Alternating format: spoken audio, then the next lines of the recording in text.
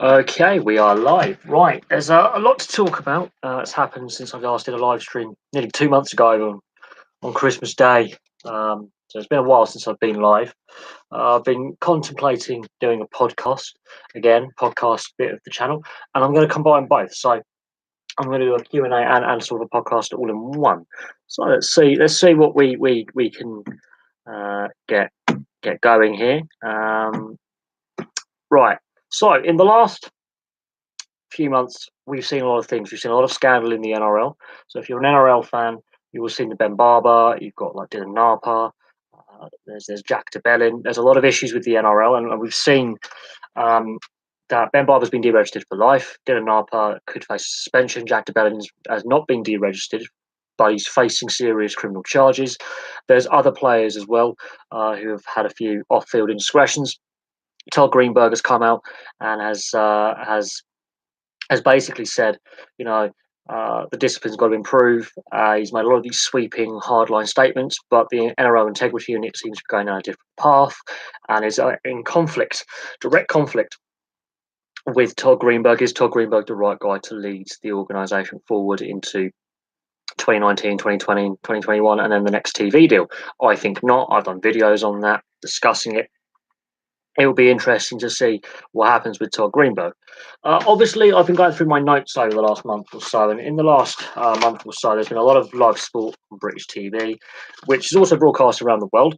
We've had the FA Cup fourth round, Man United defeating Arsenal. I covered that game. Really, really positive performance from Man United, considering where they were at the beginning of the season. Yes, Arsenal had some injuries in that game, but overall, Arsenal were the second best side. Then we had Millwall, Everton, and Everton were very, very poor, deservedly beaten by Millwall, who have progressed to the quarterfinals yet again. They seem to do well in cup competition. Everton were poor that day. Chelsea obviously beat Sheffield Wednesday, but they lost last night. That was the fourth round. Those some live TV. Kendall Coyne Schoenfeld, first female to appear at the NHL All-Star Skills Competition. That was a highlight of that. I'm not a big fan of the NHL All-Star Weekend, really. I think if you're going to have that kind of thing, do it in the off season possibly, and just give the mid-season break to the teams. That's my personal opinion on the All-Star break. And we also got into the fact that Wigan Warriors are facing a points deduction, and they've breached the salary cap. Admittedly, a minor breach. It raises questions about a variety of issues to do with the salary cap in both Super League and the NRL, and we can discuss are those salary caps fit for purpose at some point. Also, when the salary cap breach for Wigan Warriors was announced, the Rugby League World Cup venues for 2021 were announced, and there was some glaring omissions, and so there were some big risks put in there on stadiums. So, for example, Newcastle St James's Park has been chosen, but there's no place for Wigan or Hull. So that's an interesting one. Check that video out if you want. Obviously, Neil Lennon has left, obviously, Hibs under a cloud. That was a really interesting issue there. He was suspended after heated exchanges with club employees. Neil Lennon is a fiery character. Is he a good manager? I think he's decent, but sometimes his temperament gets the better of him. I looked at some. There was a few other bits and pieces of sport that I covered. But then the Six Nations started, and I've been following the Six Nations from the beginning. France have been poor throughout. I've been really surprised by a few bits and pieces, but the quality level is there, absolutely there. I've covered every match so far in the Six Nations. And then we get on to the NRL news that I started the podcast with. The Cronulla Sharks admitted to the salary cap breach. Now, they self-reported, and I've looked at the salary cap, and there's got to be an issue there. There is an issue there with the NRL salary cap. It's not working as it should. We're seeing a cap breach every year, it seems. Todd Greenberg doesn't seem to have a handle on the situation necessarily. I think there are issues with the state of the salary cap because so many teams have broken it.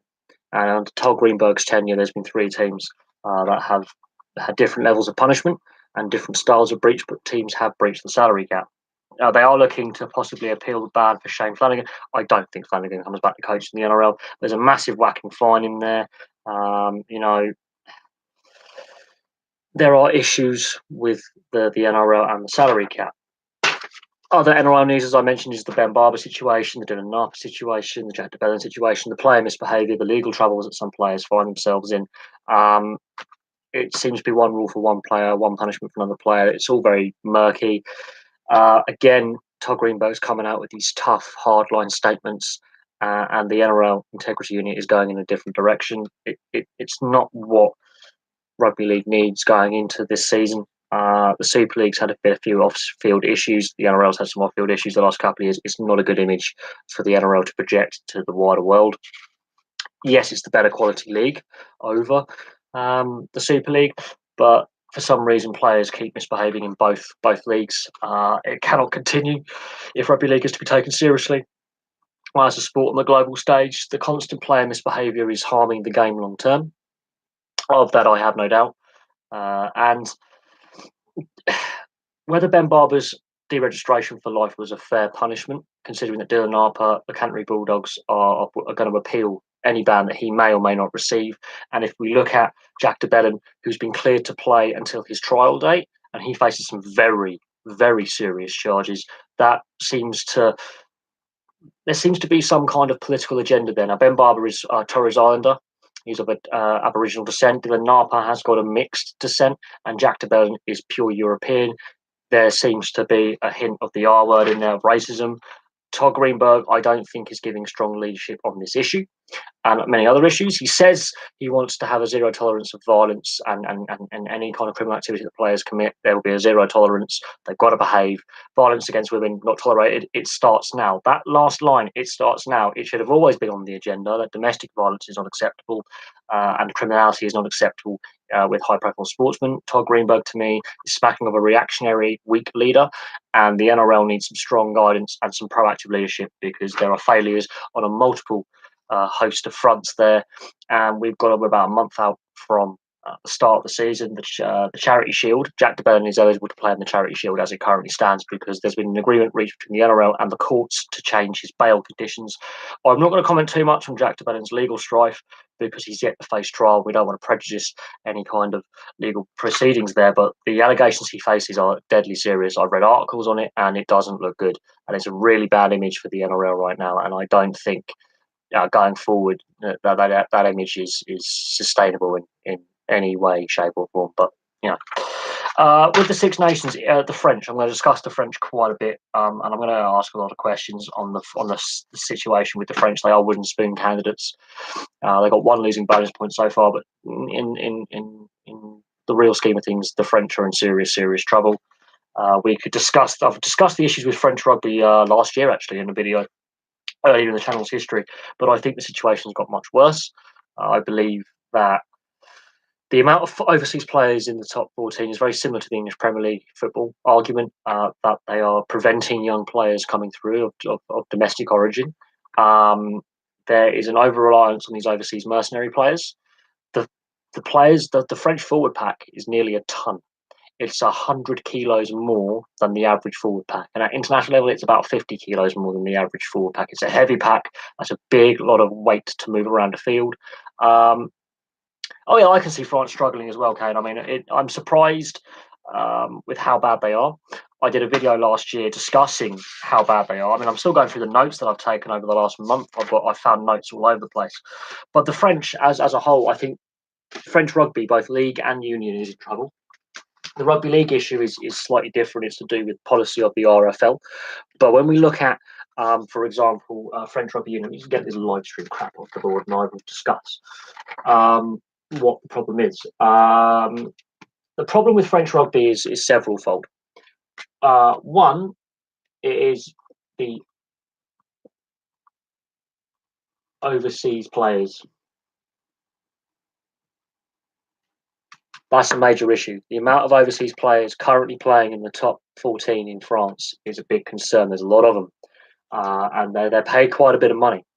And secondly, there is an issue with selection. It doesn't matter if you've got someone who's qualified by residency, and then you've got an issue. But selection, if you keep changing your starting lineup every game, it doesn't matter in the pack, the back line, that's going to kill you.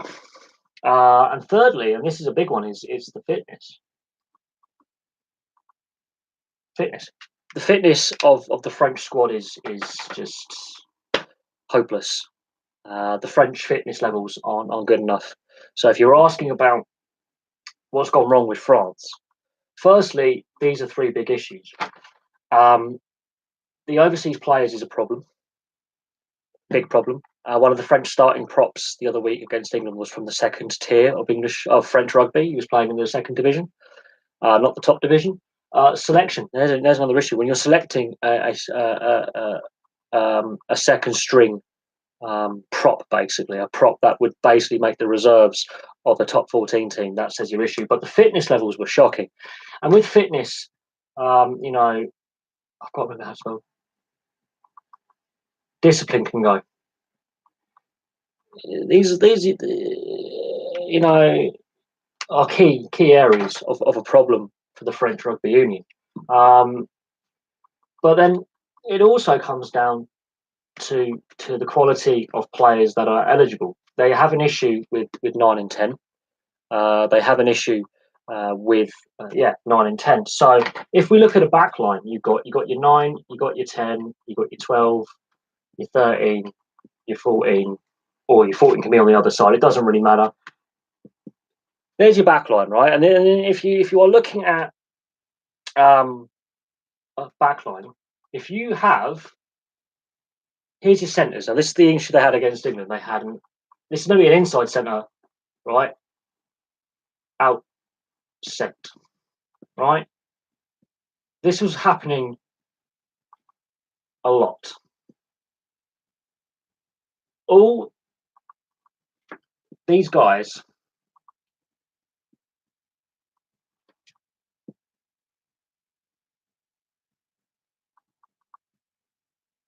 there you go, there's your problem. There's your issue with the French backline. They had 4 outside centres and a right winger, that's it, and a right winger playing at fullback. That poor guy, the young lad on the wing, Panot, was hammered down the attack channel. He really was. He had no defence because he wants to play here. And at the end of the day, there's the French problem with selection. Kane, if that answers your question, is how they set up. They played with 4 outside centres in the back line, and only one of them was playing in position. There's your issue. Taylor, it's good to see you. I understand that Basingstoke is still doing rather well in the league, in the hockey, and the issues with Basingstoke Rink now lies solely with Basingstoke and Dean Council. We know there's a solution with the rink owners, the new rink owners, and the old rink owners playing at ice, and it's now solely on the council for development. Let me see this deleted message quickly. No, we're not adding you. You can sod off. Oh, what is going wrong with me? I think there are a whole host of issues with the French there. You think they're going to crash out the group stage? Yes, they are in a very tough group. I think it's not going to be easy for the French to get out of that group with the way they're playing. However, England 4 years ago, hosts couldn't get out of the group either. A lot can happen from between now and the Rugby Union World Cup. Yes, Swindon are doing rather well. Yes, I will admit that. The top of the NIHL is starting to take shape. Now, whether regular season and playoffs, though, I will say this: when you come to a playoff season, a regular and a playoff season structure, it's all well and good saying, you know, regular season. You know, you've got regular season. Oh God, I can't write quick. And then playoffs. They're two different things. You may be great in the regular season, but the next you can get points in overtime. You don't have to win every game. Playoffs, with the playoff structure that the NIHL currently has, you have to win every game. There is no ifs and buts about it. You have to be able to win games and get a good accurate score. And Bracknell have actually had a very good record this season against Swindon. They have unlocked the Swindon defence more than once. It does happen. But regular season and playoffs are two different things. Yeah, you have to take into consideration. You look at the NHL. They're not Swindon last year. The last regular season game. They were 4-0 down. They won 6-4 against Bracknell. It was a pain in the arse. I was at that game. I was mortified. And then Bracknell went into the playoffs against the London Raiders, a team that we had a better record over throughout the regular season, and we lost both games. Playoffs is a different type of hockey. It's a different type of intensity. It's a different level of it's a step up. It's basically saying it's like the FA Cup. You've got to treat every game like it's going to be your last, and you have to go out there and win.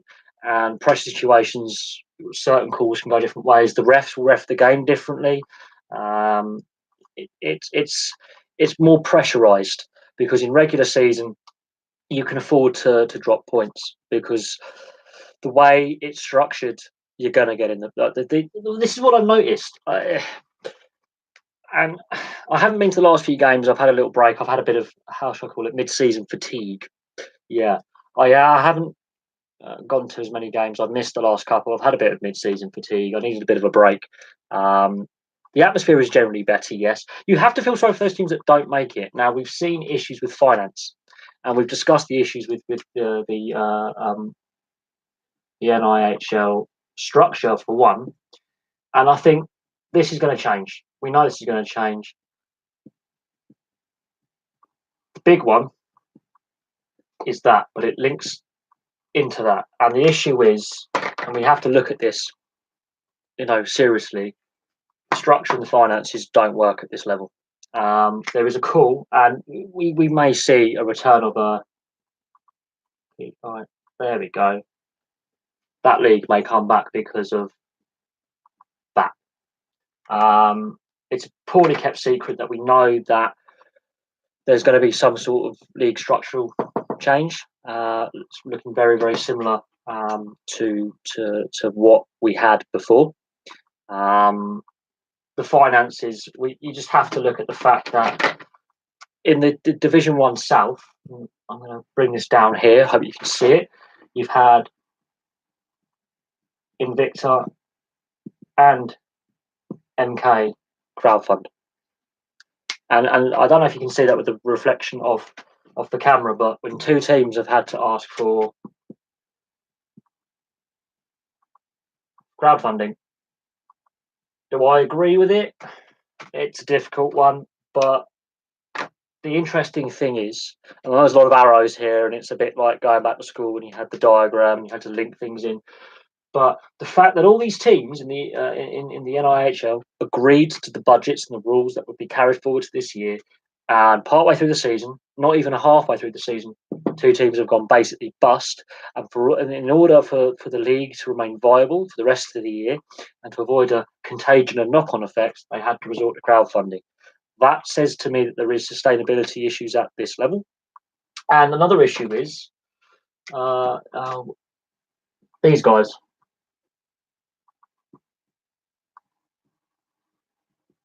What league are they going to be in? If the Hull Pirates go to the Elite League, that also means the structure has got to change regardless. And we're going to put that in there because they have had discussions with the Elite League about replacing the Edinburgh Capitals. They were hoping to go for this season. It didn't happen. They are still wanting to take that step up again. We know the Stingrays were a team that weren't great, but they were in the Elite League for many years. There is a fan base in Hull. It's whether the finance can hold.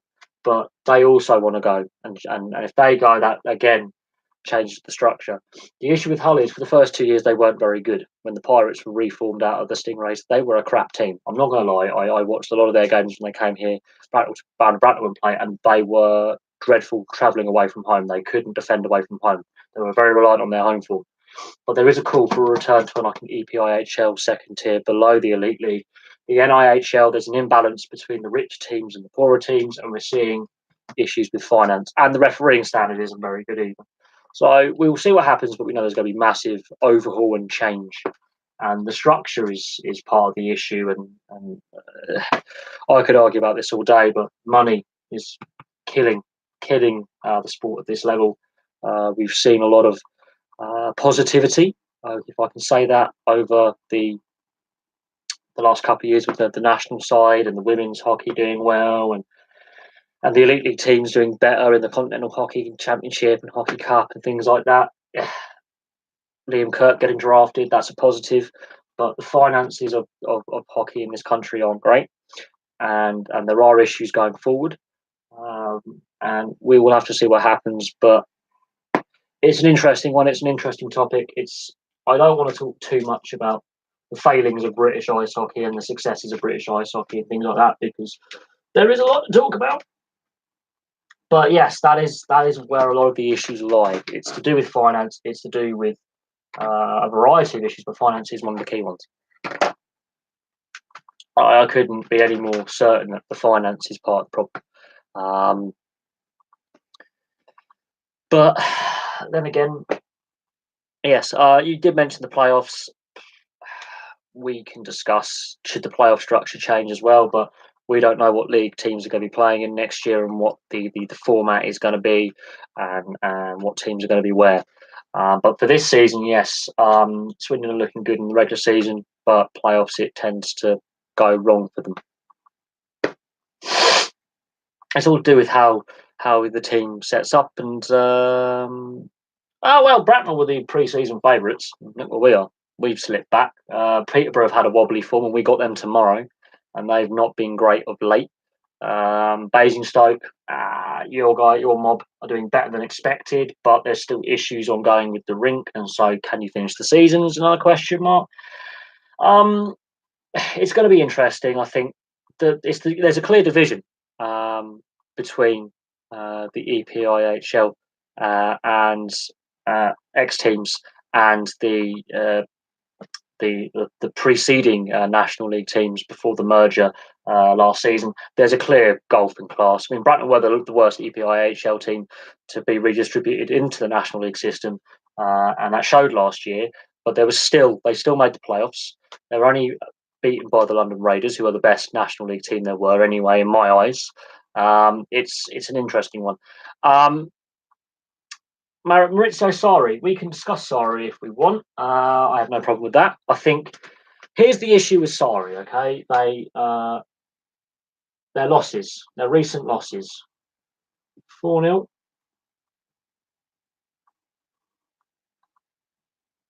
There's Bournemouth. Bournemouth beats them 4-0. A team that I can't stand for various reasons, but hey. Yeah, Man City. Oh shit! What am I doing here? Right, now the Man City and Bournemouth losses were away. Interesting one is obviously last night, 2-0 at home, and that was a cup game. 3 big defeats, no goals. I think the lack of goal scoring is key in this. This game last night, the Man United game, they played well in patches. They had a lot of the ball, but they were too slow in possession. And if you've got a player like Higuain, and this is the thing, it doesn't matter who you got up front, Giroud, Higuain, whatever. If your centre forward is this guy, what's he good at? He's good with his head, isn't he? Cross it. They need to go and cross. And what they're trying to do is they're trying to play up to him like that, and it's congested here. That is congested to hell. And I don't know. I don't. Yeah, this is what I don't get. Right, we can discuss Higuain, his pros and his cons. Higuain he's 31, so he's not as young as he used to be, and he's lost a bit of pace. And he was never the quickest to begin with. But you look at these defeats. Now, Bournemouth are not a bad side. Okay, Bournemouth are a better side than people realise, and Eddie Howe's done a very, very good job. Man City, come on, they're one of the. Look at last season. That's the record-equalling defeat. These were 2 of the biggest defeats Chelsea have suffered in Premier League history. The Cup one, it was a better game than the final last year. Of that, I have no doubt. The squads are very, very similar, but there's a few changes, and there's 2 new managers in charge.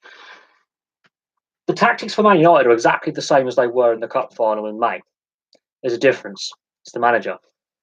But on the tactical side for Chelsea, I don't get. He made no tactical changes, and the issue was no tactical changes. Barkley, for Kovacic. Okay, you can score more. That's not a problem. It's not a problem. It's when you look at definitely.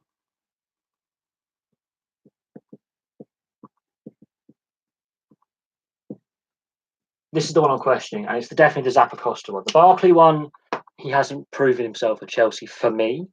The Willian one, Willian is a goal scorer. He's decent, is Willian. But that one, that substitution for me makes no sense. Who I would have brought on,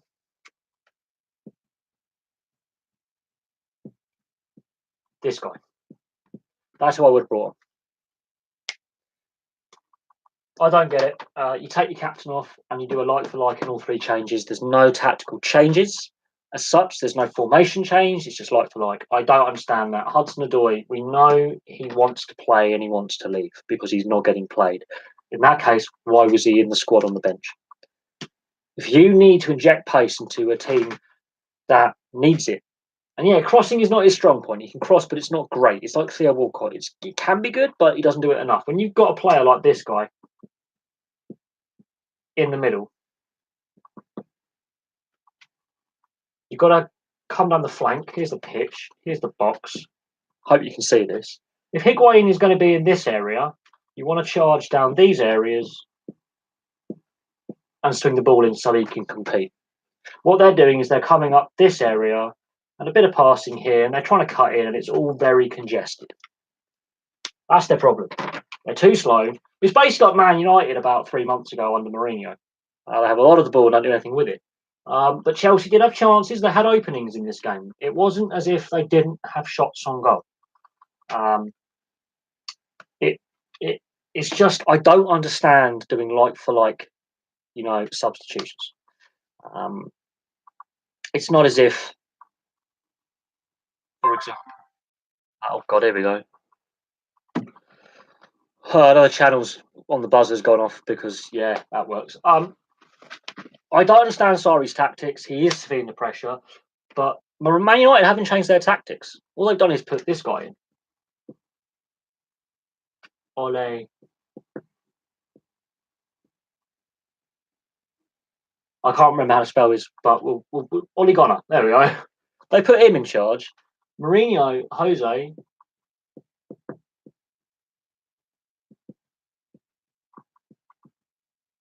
But then you've got to look at what's the atmosphere actually in Chelsea. Who would I predict to win the FA Cup? Well, I've done a few predictions so far this season, and none of them have come true. And last year I did a few predictions as well, but I'm still going for probably Palace or Wolves. I actually think Wolves, maybe Watford. I'm going for these clubs because they are playing no European games. Watford.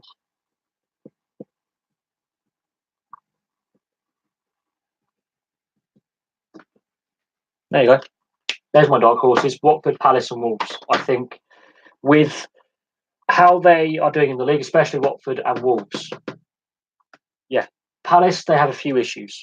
I don't think they're going to get relegated. I think there are teams worse than them in the league.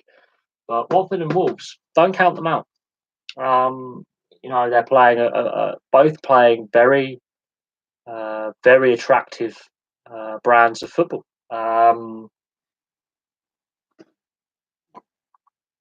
And they can score goals. Palace, yeah, they got the 2 goals against Doncaster. They didn't show much, but they are defensively solid compared to some of the teams below them. I think Palace, yes, would rather avoid relegation, but if you put Wilfried Zaha in that side and Benteke can start scoring, they are dangerous. They need a bit more up front, but any one of those sides could upset the apple cart. I really believe that. I think Palace want to get over the hump in the FA Cup final. They've had 2 and lost them both, but hey, third time lucky. I honestly think some of the bigger sides are more concentrating on the league title. Personally, I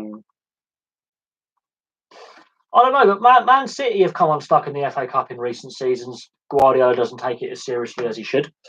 Guardiola is one of those managers that I don't particularly like. I think Guardiola's always coached with money, and has never actually had to face adversity too much because he's had a blank checkbook.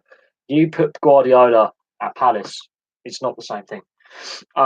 And those clubs are doing it on far smaller budgets than Man City. Man United, I think there's still a lot of issues with Man United. They're not the completed article. Solskjaer's got a lot to do to mend the wrongs. And there were signs against Chelsea that not all is still complete with Man United. There are still one or two areas of adjustment that need to be made. Sanchez is still not doing what he was brought in to do. He's only scored, I think, 4 or 5 goals since his spot from Arsenal. Pogba is still sloppy in defence, but he was playing better. And there's a way that they're defending with Pogba from corners and set plays. They're putting him in the D. They've worked out he's better on the edge of the box for counter-attacking purposes, which was proven last night. The smaller teams, it's money. They get a lot of prize money from it. It's a gateway into Europe. If you win a trophy, that can entice players to come to your club. Notice Tottenham aren't in the FA Cup anymore, which I'm chuckling about because Tottenham are spending all this money on this stadium that they can't finish. And I've had a debate on Twitter with a Tottenham fan who says I'm completely out of depth, and I'm not. My moniker being the sports buff, and he's taking the piss out of that. And I said, well, how many trophies have you won in the last 10 years then? How much money have Tottenham spent on that stadium that they could have spent on the squad? They've won nothing. And they keep choking away chances to win trophies. They had their best chance in 2016. They were battling for first with Leicester and ended up finishing third. That FA Cup semi-final, I think, last year is still hurting. They were 1-0 up against a poor United team, Mourinho in charge, and they threw that away. Man City, they can't even fill the Etihad. That's why it's called empty Etihad. They can't fill it. There's always empty seats. They play crowd noise to make it seem like it's full. There are a lot of issues with football at the moment. Tottenham are going to have issues because the NFL had to move games from White Hart Lane. That were the NFL. This is the new stadium, right? It's going to be like 60 plus. Oh, what is it? Oh, shit. I can't count. 60,000 plus seats, right? They signed a deal with a league that I now no longer like because of the Colin Kaepernick situation, which I will cover in a second. NFL.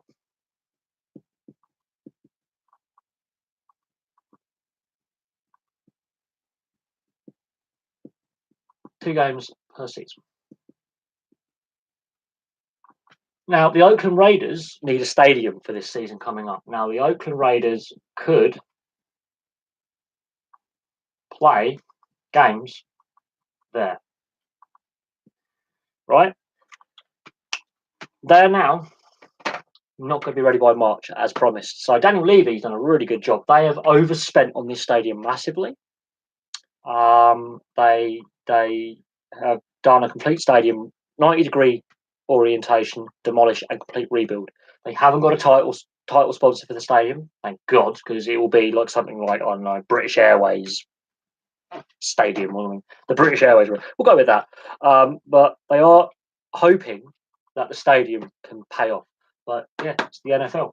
And I've gone off the NFL with the Colin Kaepernick situation. Attendances at Wembley, they're still classed as Category A games, but they're only, let's say, sometimes drawing 30,000, if not less. So, yes, they've made some money out of being at Wembley, but they've also had to spend money, which, they can ill afford. And, if they have issues in filling this stadium and they can't win trophies, it's going to look like a massive red herring if they can't invest in the squad and they miss the Champions League. Let's say they have a poor start to next season. They drop some games and they finish 5th or 4th and they have to go through Champions League playoffs. That's not going to do it. I think fans would rather have trophies than a stadium. And I've had all my mates who are Tottenham fans go, the stadium's fine. It's fine. Next year, it'll be good next year. And I'm saying to myself, hang on a sec. You haven't got a pissing stadium. You're homeless. It's like the Jews in the Book of Exodus. They're trying to find their promised land. A stadium doesn't bring necessarily success. It took a long time for Arsenal to win any trophies at the Emirates, and they're only 3 FA Cups. And look at them now. They spent a lot of money on that stadium, and then they couldn't compete in the transfer market, the overinflated transfer market. But as I said, I mentioned the NFL. And I mention the NFL because of the Colin Kaepernick payout. And for me, that's dirty. That's dirty hush money. I will never be watching the NFL in the same light ever again. I think Colin Kaepernick has not covered himself in glory with accepting that $80 million payout, because he was protesting in defiance and to raise the issue of violence by the police against young black men. It belies the fact that the left wing got onto that and made it a political issue. I think the protest ran its course. I think the point was raised. Move on. He decided to carry on doing it. He made a thing about like, oh, they're now targeting me, whatever. You got to look at his background. He's brought up. He's a foster kid of mixed race, brought up in a white household. He hasn't lived in the hood, so he's not actually in touch with the realities of poverty-stricken, working-class America. And he made a lot of money out of it, more money than he would have made under a contract. So I think Colin Kaepernick hasn't covered himself in glory, but the NFL haven't either, with the fact they try to hush this up and prevent the announcement from being made. The Liverpool Bayern score, well, because BT Sport have ruined the Champions League by strangling the life out of being able to watch British sides play and the best teams play, all for money, and they're losing money. I don't know. And to be honest, the amount of Liverpool fans who I have as subscribers and the amount of subscribers I have in general who support football, I'm more than just a football channel. I cover all sports. It's interesting. I think they could do it, but at the same time, Klopp has said he would rather focus on the league this season and bring the league title for the first time in a generation. Oh yeah, you are the Tranmere fan, aren't you? Oh god, that's going back about a year. I haven't done a live stream in so long, and I don't see some of these names that are coming up. I see regularly in the comments of videos that I do. I try and respond to as many people as possible, but as the channel's got so much bigger since you last commented, it does cause a bit of organisational chaos.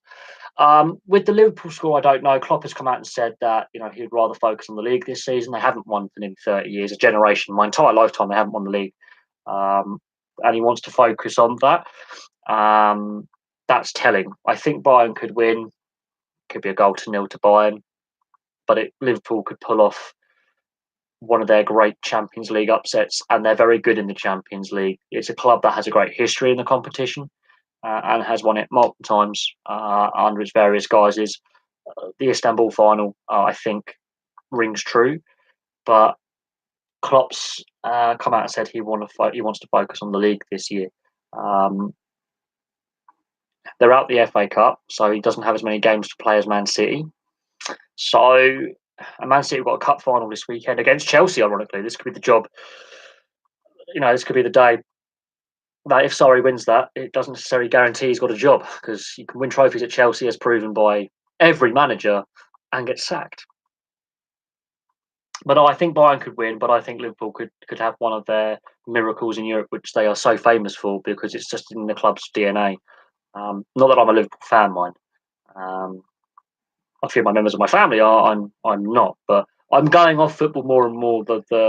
As each day passes, I look at some like Aaron Ramsey's contract for next year, 400,000 a week, and I look at sports that I really love, like the NHL and the NRL and the AFL and Super League and rugby union. I look at how much rugby league and rugby union and ice hockey players are paid. They make that in a year, not a week.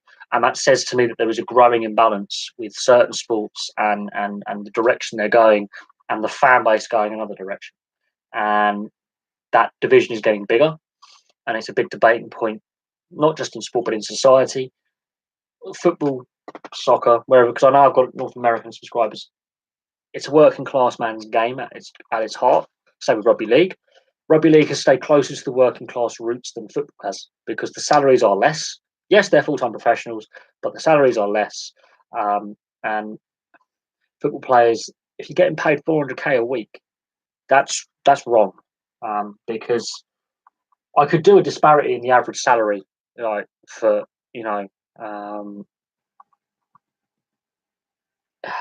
and look at the disparity, and it is stark.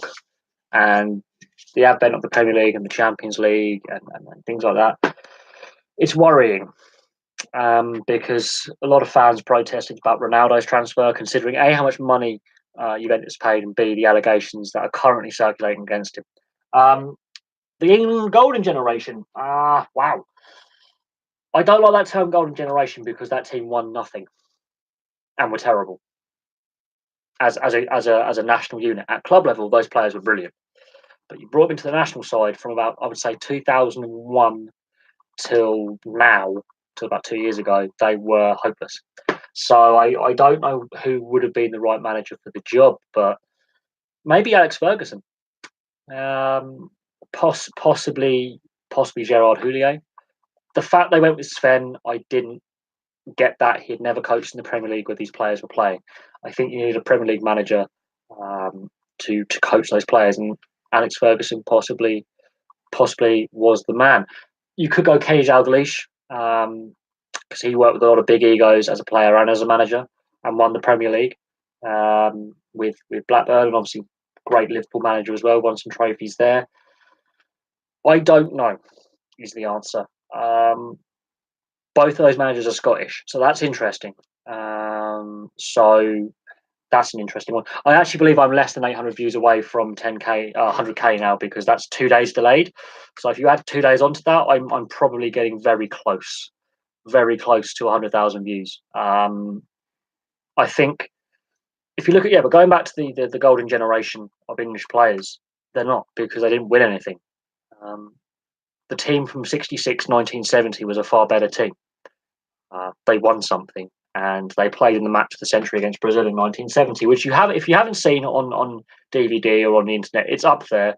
I suggest people watch the 1970 group stage match between England and Brazil in Mexico in 1970. That is possibly the best match ever seen. And as I've seen it, I've seen it on VHS for one and DVD. But I would suggest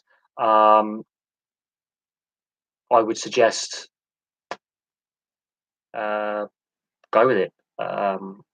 I would suggest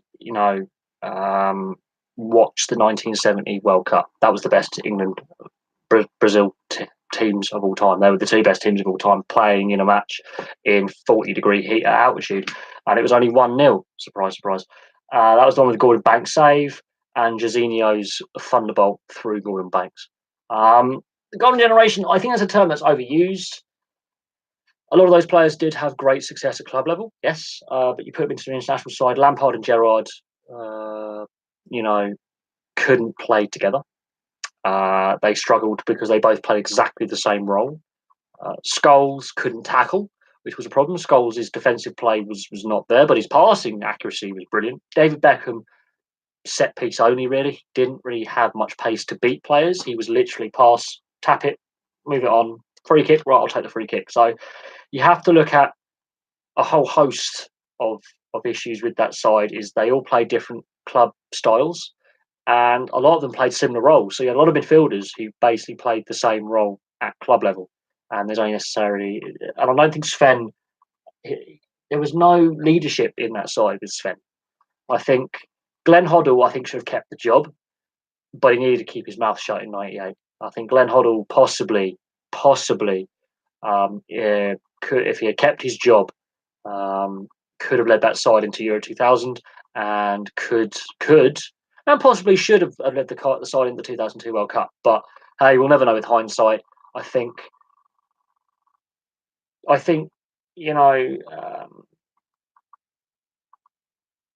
with Glenn Hoddle's comments back in '98, I think that did him as an international level manager, and it did him for management for a while. I think Glenn Hoddle was the best bet we had as going forward, because he had the right philosophy. And yes, in '98, that Argentina game, that penalty shootout, okay, David Beckham getting sent off.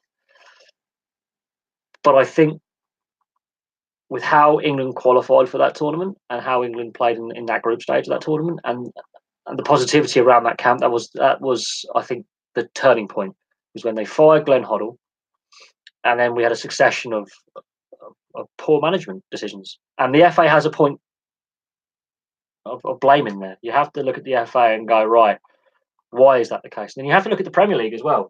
And here's part of the problem. You got to look at, okay, let's say Premier League, right? You got to look at the percentage. So in England,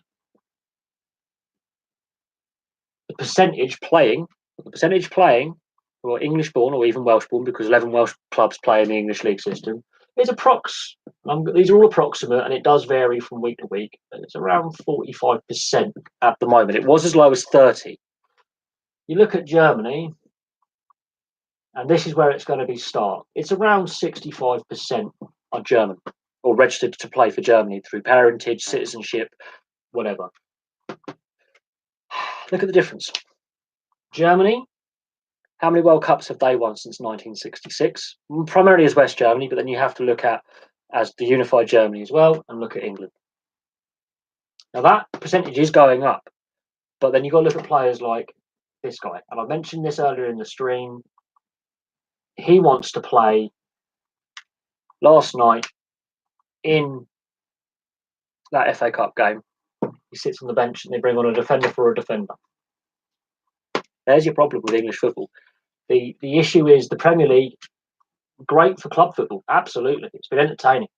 But at the same time, it's also been highly damaging. Wages are too high. The ticket prices are too high. The TV deal is wrong. 8 million people last night plus watched the Man United Chelsea game, and over 7 million people watched Man United Arsenal. Now, a lot of the proportion of people watching that game probably hate both clubs, but they're there because it's free to air and they can watch it. But a lot of those people are fans of those clubs. When BT Sports view it, right, so last night, right, I'm just putting this, oh God.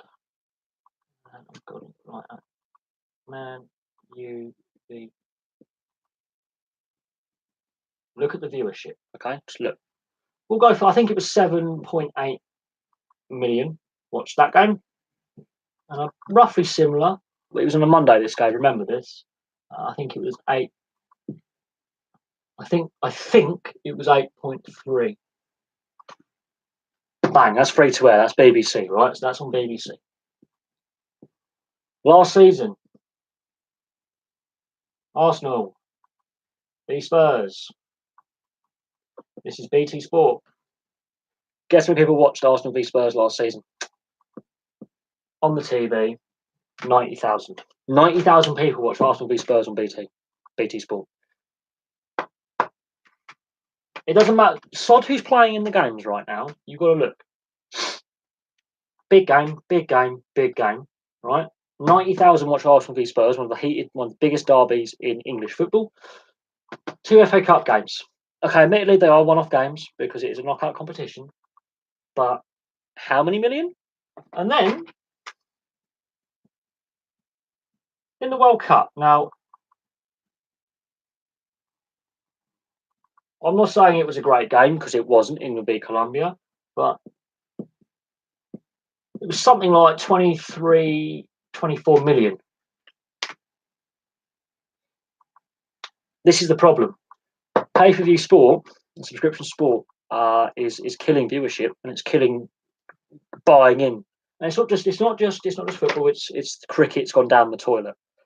Ice hockey has now got free sports and Premier Sports saying, "Well, here our free sports channel. We're going to give the Elite League a TV deal." Look at that. Now, that is if you look at the UK, that's 65, 70 million people. A third of the country watched England versus Colombia. A third at home. That's not including those at pubs, which was me. You tell me that free-to-air sport doesn't work and doesn't encourage people to watch and get involved. Yeah, okay, it means less money going into the pockets of the clubs and the FA. But we were told when subscription TV, so Sky, yes, those bastards, came along, because Eurosport used to be free. Oh yeah, Eurosport used to be free. When Sky came along, we were told ticket prices would stay low, right? The TV money would make up for that. Why, in that case, are the EFL clubs now voting for a away ticket cap? And they've agreed to it. Yeah, the Champions League, I used to love it on ITV, and the UEFA Cup on Channel 5 and BBC, that also went to ITV in the end. I enjoyed that. And last season, Everton's qualifying rounds for the Europa League were on ITV. But when they hit the group stage, all BT Sport. I don't like that. That is a monopoly. And that is technically illegal under UK government law. But hey ho, BT are doing their best. That Sky tried, and BT are doing their best to kill sport, because all they've got to do is say no, we're not covering this anymore. We refuse to buy any TV rights for the domestic market. And admittedly, the overseas market could prop it up for a while, but those losses would be felt. And we were also told that the amount of money in the game would filter down to lower levels. If that is the case, why are 60% of football clubs broke? Why has Blackpool got into receivership? Why is Bolton in so much shit? Why are Charlton in problems? Then I have to look at Scottish football with the collapse of Setanta, and I go to myself, oh my god. And they're heavily reliant on BT Sport. BT Sport, as a company, is losing money hand over fist. BT Sport is being propped up by the BT group as a whole. Now, I'm an EE customer. Now, I can get BT Sport on my mobile phone package, but I don't want it. I don't want it. I've seen the quality of BT Sport, and it is shocking. The presenting quality, the production values, so poor.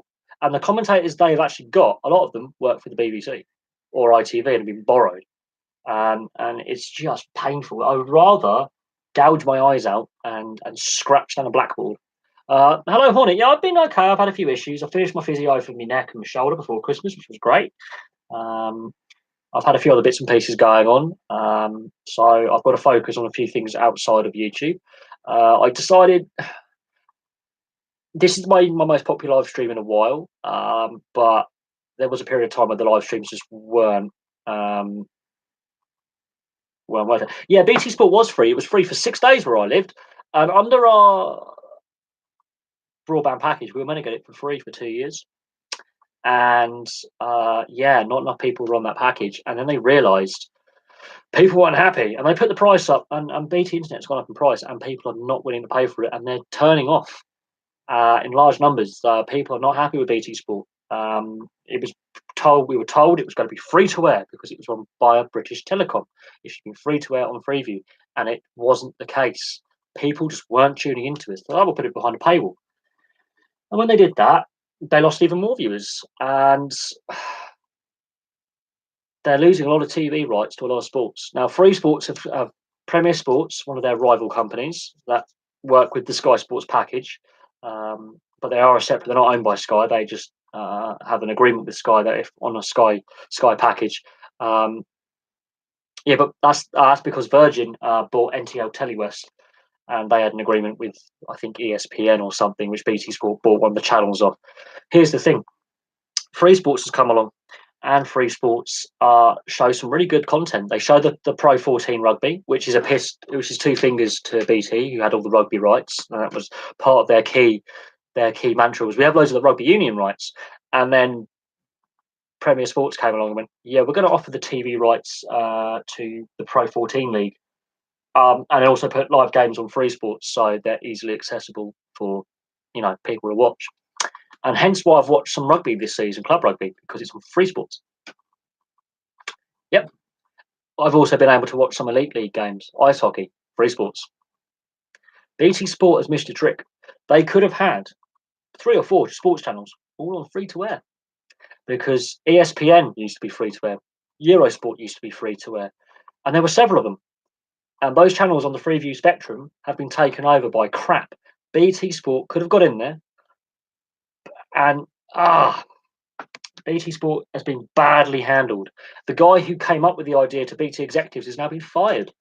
It's costing them millions of pounds a year to keep propping it up with the other BT businesses, EE and BT Mobile and the internet, and people aren't willing to pay, and BT are losing customers.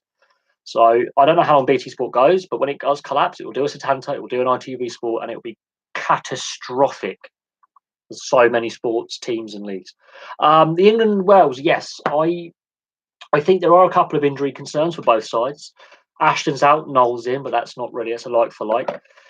Toje is out, but Launchbury's in the squad, and Courtney Laws is in there, and Cruz, so that's not really a big loss. I think the discipline side possibly with Courtney Laws.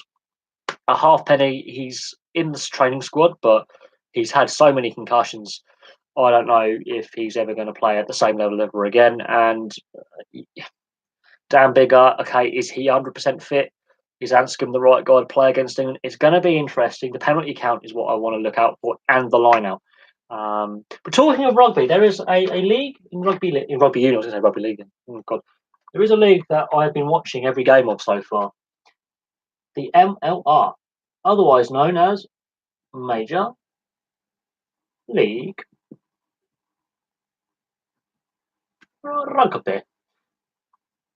It's based in the US and Canada, and okay, it may not be the highest level of quality, but what I've noticed is there's more and more fans watching every week when you're watching the replay, because it's on YouTube. Major League Rugby has its own YouTube channel. They've worked out get on board with social media. Skip out the dodgy TV rights for abroad. Let's get in there. There are currently 9 teams. They're going to expand to 12 next year. There were 7 last year. The quality level of this league is much higher than people realise. Ben Foden is playing. Ben Foden is playing for the New York. I think it's rugby. Oh God, I hate some of the names. I do hate. This is what they call the New York team. Rugby United, NY, or Rooney. Yeah, he plays for them. Ben Foden. They've won their first 2 games. They've had a couple of bye weeks because it's an odd team league. They look good. They look very good. And Major League Rugby, I'm really, really happy that it's there. It's another professional league. The salaries are only averaging about $45,000. So they're not paid a lot, but it is a good step in the right direction. And there's also a Toronto team. The one thing I would like to see is a rugby league in North America, because they've got the Toronto Wolfpack as a club, and it'd be good to see rugby league have an organised league structure.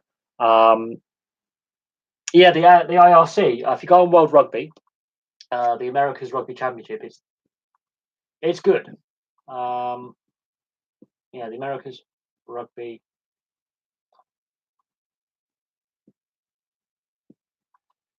It's good. Yeah, it's very, very, very good quality. You've got the US. Canada are going through a real tough time as a test nation. They used to be more dominant over the US. The last couple of years, that hasn't been the case. They've got problems, structural problems with Canadian rugby. Uruguay, a lot of their players are now professional. Watch out for them. Chile, they're not doing so great, but Brazil, they're good. And also you have an Argentina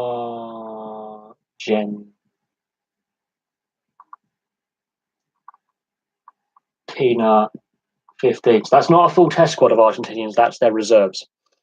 So they can't actually win the tournament. They can win all the games, but they can't win the tournament. These are the nations that put out full test sides. Chile are the weakest. They go get the wooden spoon almost every year. Brazil, they're on the up. Uruguay, they're on the up. USA are on the up. Canada have problems. Canada lost to Uruguay, but they've lost to Uruguay. Got a good recent record against Canada. They've won the last 3 tests. Brazil beat Canada last weekend, or the weekend before. Brazil beat Canada. I wouldn't have thought that possible. In 1991, Canada made the quarterfinals of the Rugby World Cup. Their recent form, the last 3-4 years, is not good enough. The USA and Canada used to play in the Pacific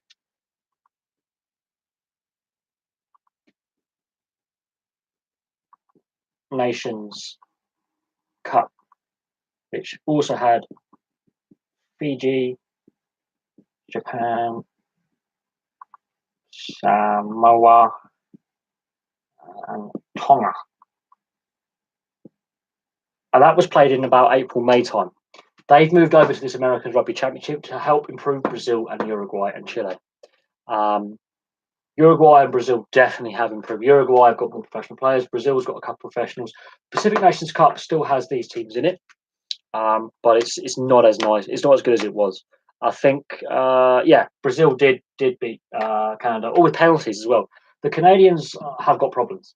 They've got a lot of good players. It seems the issues with Canada is they never really adapted to professionalism.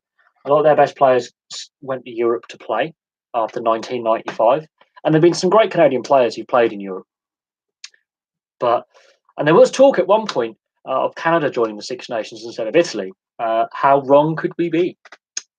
They're not on the same level as any of the six European nations. Canada have really declined, and it's sad to see because it's been a painful decline, especially the last few years. It's been really bad, and America and Uruguay have.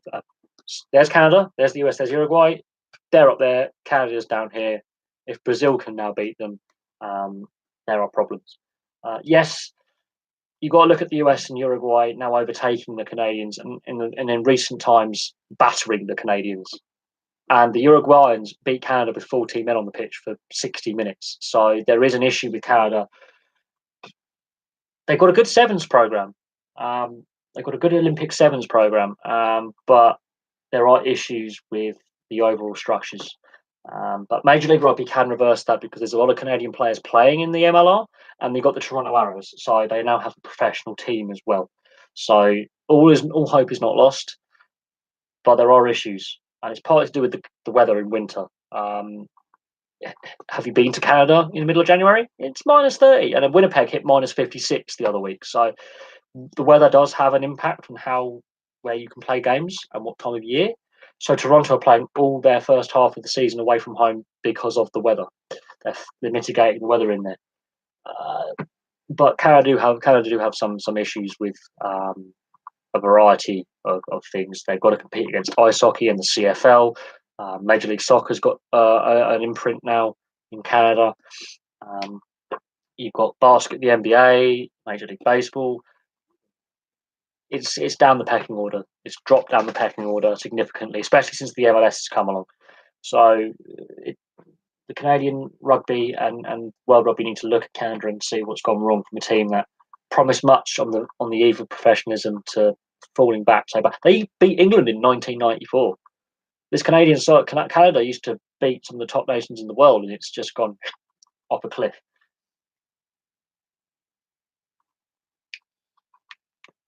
But yeah, no, I do suggest the YouTube channel is that. I do suggest you check it out. It's US MLR. It's their YouTube channel. Every single game is posted in full, and of course, there's some highlight packages on there as well. And all of last season's games are on there in full, plus the tries of last season. I do suggest you check it out. The quality level is much higher than I think people realise. And the league is growing by a further 3 teams next year. They've got 3 more teams on board. They've got a team from Atlanta, they've got a team from Boston, and I believe a team from Washington, DC. So they've already got 3 more teams lined up to come in to play. So they've got a good foundation. They're building upon it. The average salary, I believe, is, and this is where I'm talking about Aaron Ramsey's $400,000 a week. I think it's roughly, I think it's 45 to 8. I think $45,000 to $48,000 a year is the average salary. Aaron Ramsey, and I'm going to bang on about how sickening this makes me feel. That'll be euros, and that will be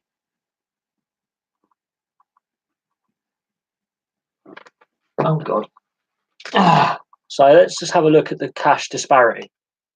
Major League Rugby, average salary 45 to 48,000 a year. That's a year. Aaron Ramsey set to earn 400,000 euros per week from next season. Just going to leave that up there for a little bit, and you tell me, is that appropriate? And I would say no. I would say you're more likely to have a life or career-threatening injury playing rugby that would be more debilitating to you: concussion, neck injuries, shoulder, neck, knees, ankles, hips, back. You're paid a pittance, and this has always been the case with rugby union and rugby league, is they're paid significantly less than football. And this is an issue that is going to continue to plague the debate for a while. Is football's wages and salaries acceptable? Because look at rugby, okay? NRL has a salary cap.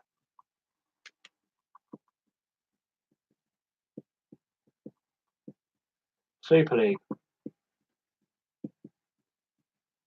has salary cap. So players can't get paid massive amounts because each team has to work with a limited budget for salaries for the year. I believe I'm going to go and on out the limb. I'm not 100% certain, but I do believe rugby union at the top level, at club level, has a salary cap if you're not on a centralised contract with your union. NHL.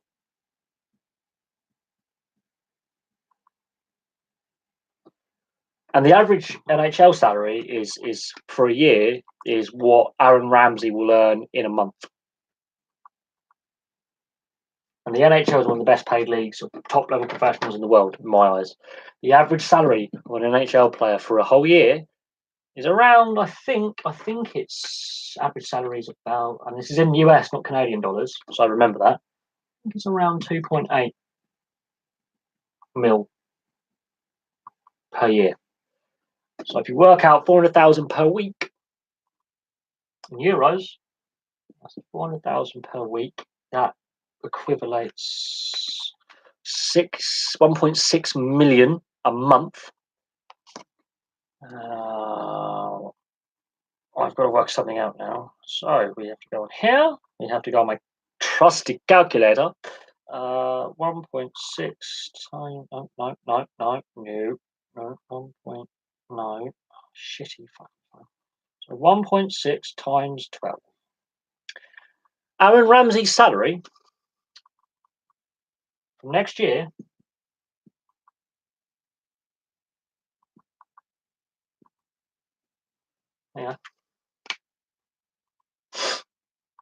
and the euro and the dollar are roughly similar, so it's not a massive disparity there. So the NHL has a salary cap. The average, okay, this is average,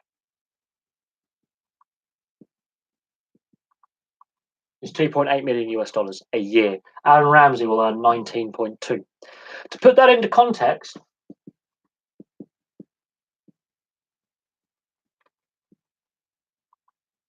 Alexis Sanchez is £34 million a year. That's how much he's approximately on. That equivalates to half the NHL salary cap for a year one player earns. So this is where football's got a problem. The European Super League, if you've got these wages, that's unsustainable if you haven't got a fan base. If you haven't got a fan base, if you do that, you lose your rivalry matches, which sell tickets. You just got to look at what we had on the free to wear. Look at what the numbers I put up for the TV audience in the UK alone for three free to wear matches that we had in the last 12 months. Compare that to a league match that was on subscription only. Look at the wages. Aaron Ramsey's on 19.2 million a year from next season. Sanchez on 13.4 million per year with bonuses. All the other leagues there have agreed with all the clubs we need to change the league structure. But they've all agreed, they've all bought in, and the governing bodies have bought in. This European Super League is not going to happen. The backlash immediately, as soon as Der Spiegel leaked that information to the wider world, fans, 80-90% were like, sod off. Also, La Liga, they want to play games in the US. Players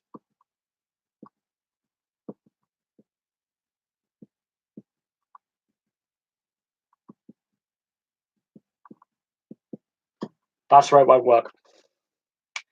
The players threatened to strike because La Liga wanted to go to play a regular season game in the US. Now that game has appeared not to have taken place, and the players appear not to have gone on strike. So the Liga are panicked, and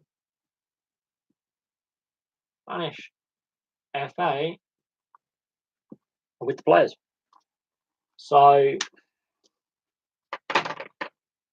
take that as an example. Every other league said we're not going to take regular season games abroad. That is why the Super League won't work. The fans, the players went on strike, but the fans will refuse flat out to support it because we've already seen the issue over ticket prices, and I have no doubt that ticket prices for this Super League will be astronomical, and average fans won't be able to go. It'll all be those plastic tourist fans that most regular fans absolutely despise, and it won't happen because the UEFA have come out with this new Europa League 2. Yes, because in 2021, when it was planned, UEFA have come out with this stupid ploy for the Europa League 2. Plus, they want to interfere with domestic leagues. And fans don't like that either. It seems fans are always put last, and it's always about money, money, money. And it's starting to get the point where fans are switching off and going to other sports. And cricket's seen this. Cricket has seen a massive decline in viewership and participation since Sky had the rights, sole rights. When Channel 4 or BBC had the rights to test matches in the summer for the home series, you couldn't get more people to watch. It was almost impossible. And not everyone likes cricket. I get that. Some people find the sport a bit slow paced, hence T20 and one days. And some people will never enjoy cricket. I completely understand that. But we were told that subscription sport would fund itself because the money would filter down. Yet a lot of these sports have to rely on government grants and centralised funding for clubs because it's not working as a model. And people are always finding ways to illegally stream and VPNs. It's not sustainable. And ticket prices keep going up for a reduced quality as well. I would actually argue the quality level of football and cricket has actually dropped rather than gone up. I think the quality level of the average player has gone down. Salaries are out of control for the top level, but at the lower level, they can't survive. There's a whole host of issues with cricket, match fixing, you name it.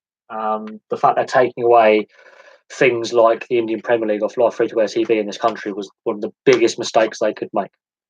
Massive mistake. Viewership was up. Put it back on Sky, viewership drops off a cliff. So there are a lot of issues there in place. It's interesting that you bring up the European Super League, but you've already set your mind against it. Most fans have. More fans will join in and put themselves against it. From what I've seen online, Twitter is a good barometer of when a sport. Sod politics. Politics is poison. But when you look at sport, social media is a good barometer of what's going on and a fan's reaction. If you have on a sports website a have your say thread, again, it's a good barometer of where fans feel the sport is. And they are chasing after dollar signs. And I think that's where sports gone wrong, is they've gone too corporate and they've forgotten about the fans, the everyday working class, middle class families who go day in, day out, week in, week out. They forgot about them. And that is just not right. And with the economic and political carnage that is the EU and Westminster, sport is one of the few things that could bring this country together. And all we've seen is a lot of well, you say that they won't do what University hated, but fans seem to be an afterthought because this UEFA Nations League, it has actually been better than advertised, but it's on Sky only in this country. So you take all that positivity from the World Cup, much like they did with the Ashes in 2005, and you put it behind a paywall, and you will notice viewership and love for the team skyrockets down, nosedives. And it's actually been proven that free-to-air sport that is easily accessible increases participation and increases crowds because people will see a game on TV and want to go to a game. I have noticed if you oversaturate it, more people want to stay at home rather than go to the ground because it's cheaper, and you see a lot of empty seats. So you've got to get the balance right between having the free-to-air and then overdoing it. Hence why the BBC coverage of the FA Cup, the ITV coverage of the FA Cup, Champions League, Europa League, and internationals work so well. It's because they only target certain games. Thereby, the stadium you go to will still be full. Sky, they show everything. BT show everything. So every club is on TV every weekend. Why would you want to go to the game when you can watch it at home? But even then, people aren't watching at home. People are switching off. They go, "Oh, it cost me $9.99 for a day." No. I'll find something else to do. Family budgets come into consideration. That's why some people can only afford to go one game every 5-10 years. I haven't been to a football match for over a decade. I can't afford it. A friend of mine's a Chelsea fan. It cost him over 900 quid for a ticket, hotel, parking, food, drink. He only lives home about in Bracknell. He went to London, watched a Chelsea game. He thought, okay, I've had a bit of drink. I'll find a hotel. He had to book a hotel at last minute. It cost him a fortune. He had to find parking. It cost him a fortune. The clubs don't care. They want to have that in their pocket. They could let us in for a tenner at the top level. And we were also told that when Sky came along, that football as a whole and the England side as a whole would be better. We've had one semi-final in a tournament since 1996. So in 22 years, we've got to a semi-final once. The clubs are chasing the money. They've forgotten where the fans are. And then you look at the lower leagues and there is no money because there's an imbalance, a massive imbalance. Crikey, I remember when Manchester City were in the 3rd division and almost went into the 4th division. Yes, I remember when that happened. Crikey, Man United didn't win the league from 67 until 92. It happened. And most young fans don't realise because they see the Premier League as the only era that football's existed. Yeah, Man United couldn't win the league for the better part of 23, 25 years, something like that. They won no league titles. Yeah, they won the FA Cup a few times, but they didn't win the league at all. Liverpool go through that same drought. Money and being one of the biggest clubs in the country doesn't necessarily buy you success. And the way it's weighted is trying to make sure that Blackburn Rovers and Leicester, there's not going to be another one of them. And when Leicester won it, they basically gave 2 fingers to Man City with their oil billions that are on the back of human rights abuses and financial fair play breaches because the governing bodies suck up to dirty money. I'm a bit more cynical about world football than I should be, but there's been so many scandals within the world's biggest sport. It's hard to look past it. And the way the league structures are set up are all wrong. I've been arguing for a long time for one of these, but I fear we've gone past the point where we can have one. We're well past the point where we can have a global salary cap in football. We're well past that now. When you got Danny Rose saying 50 grand a week, I can't live on that. Shit. I'm lucky to earn 10 grand a year, 12 grand a year. I'm exempt from taxation because I'm that poor, because I earn enough. He's whinging about not earning 50 grand a week's not enough for him. That's the problem. We need one of them. However, it's 20 years too late. It's not going to happen. It needs to happen, but it's too late. And I think football's got to a point now where that money bubble will burst. And when it does, the side effects and the knock-on effects will be catastrophic, not just for football, but I think for all sport, because they've got too big. And there's a boom-bust cycle. And I don't know how football, as one of the main sports, has not gone through this cycle. Other sports have gone through financial difficulties and have had to restructure how they do things, hence the salary cap. Football will have to come to this point eventually, and when it does, it'll be a catastrophe. This is why I don't think that Super League will happen. There's too much risk to it, and a lot of fans are not sold on it. They see it for what it is, which is just a pure money-making scheme. It's if you can't get your hardcore fans on board, you've got problems.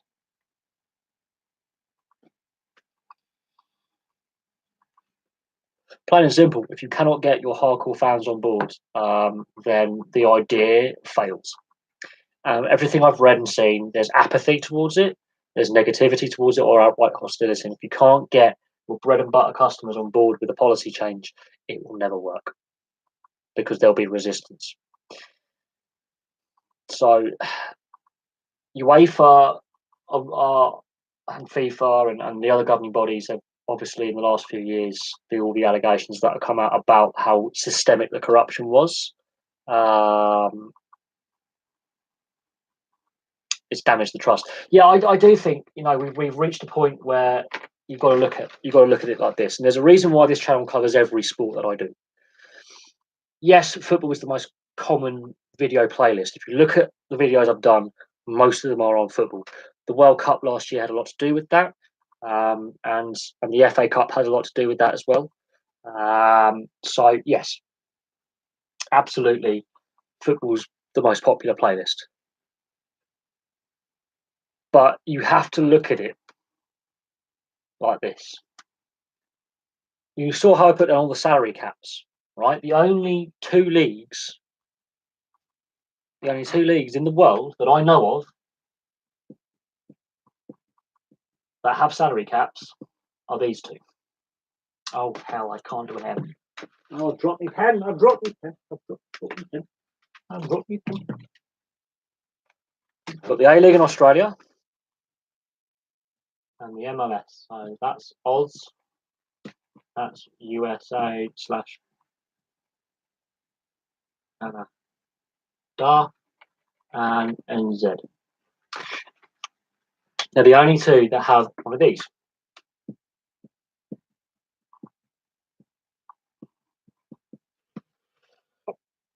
They're not the major sports in the countries they're in. However, there is no promotion and relegation in these leagues. There's expansion and relocation, but no promotion and relegation. You've also got to look at the countries they're in. Salary caps are a known thing. They're a known quantity. They happen regularly. The AFL and NRL have got salary caps. The NHL, the NFL, Major League Baseball, the NBA, Major League Rugby, all of these leagues that operate in North America have a salary cap system. This is where football, I think, is reaching this point. In growing leagues, in growing markets, they've worked out very quickly we need to control how much we spend. We need to make sure that the clubs are profitable for a long period of time going forward, rather than short-term gain with long-term consequences that may be unforeseen. They've been smart for maybe the wrong reasons, but it's the culture that the sport in those countries operates under. But yeah, there's a salary cap. Now, you have to look at the other major leagues around the world that have a salary cap. You've got in Oz, you've got the AFL and NRL. Their salary caps have been breached, but the punishments are effective. They've had long-standing salary caps for over 20 years, and they work effectively. They could be improved, right? That's in Australia as the main, and New Zealand. Then you get to this NHL, NFL, CFL, NBA, MLL. Oh God, this is just North America, right? God, I've got to work out where I missed one out. I've missed one out. Oh yeah, MLB, and that's in the US. Because CFL is solely in Canada, I have to put that on there. But you've got to look at it. Every single one of the major leagues has a salary cap, right? The reason why I think the Europeans didn't do it is the clubs are owned by the fans or owners. In these cases, the leagues have a lot of say who owns a club. Sometimes the leagues can step in and run a club. In the NRL, I know they've done it in the NRL with Gold Coast Titans. The league stepped in and saved the club from bankruptcy. All these have this. They're franchised, which basically means league involvement.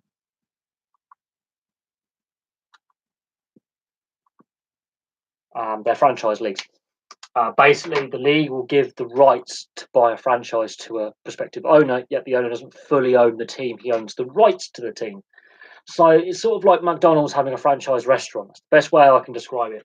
The big brand goes to independent businessman. You can buy a share in our company and have your own little limited company, but we put our brand to your company. They're franchise, which means there is some league involvement, and they're separate from a governing body, because the NHL is ice hockey. We have the IIHF. NFL, CFL are both North American football. They are the governing body because they're the only countries that play it. NBA, You've got the World Basketball Association. They are toothless. MLR, World Rugby. That's franchised. MLS, that's FIFA. That's franchised. Major League Baseball, they don't come to play it. Yeah, they're franchised. And I will discuss the NRL salary caps in a minute. But yeah, this is part of the reason why is their franchise. Plus, it's can go against. It goes. I think having a salary cap and a draft system. This is another thing. The AFL plus, I think. Oh no, what is it? What are the leagues without a draft system? I've got to look at. I've got to remember this now. The AFL has a draft system, so let me hold that thought. I just remembered something that's odd about a couple of these leagues. So the MLR and the NRL.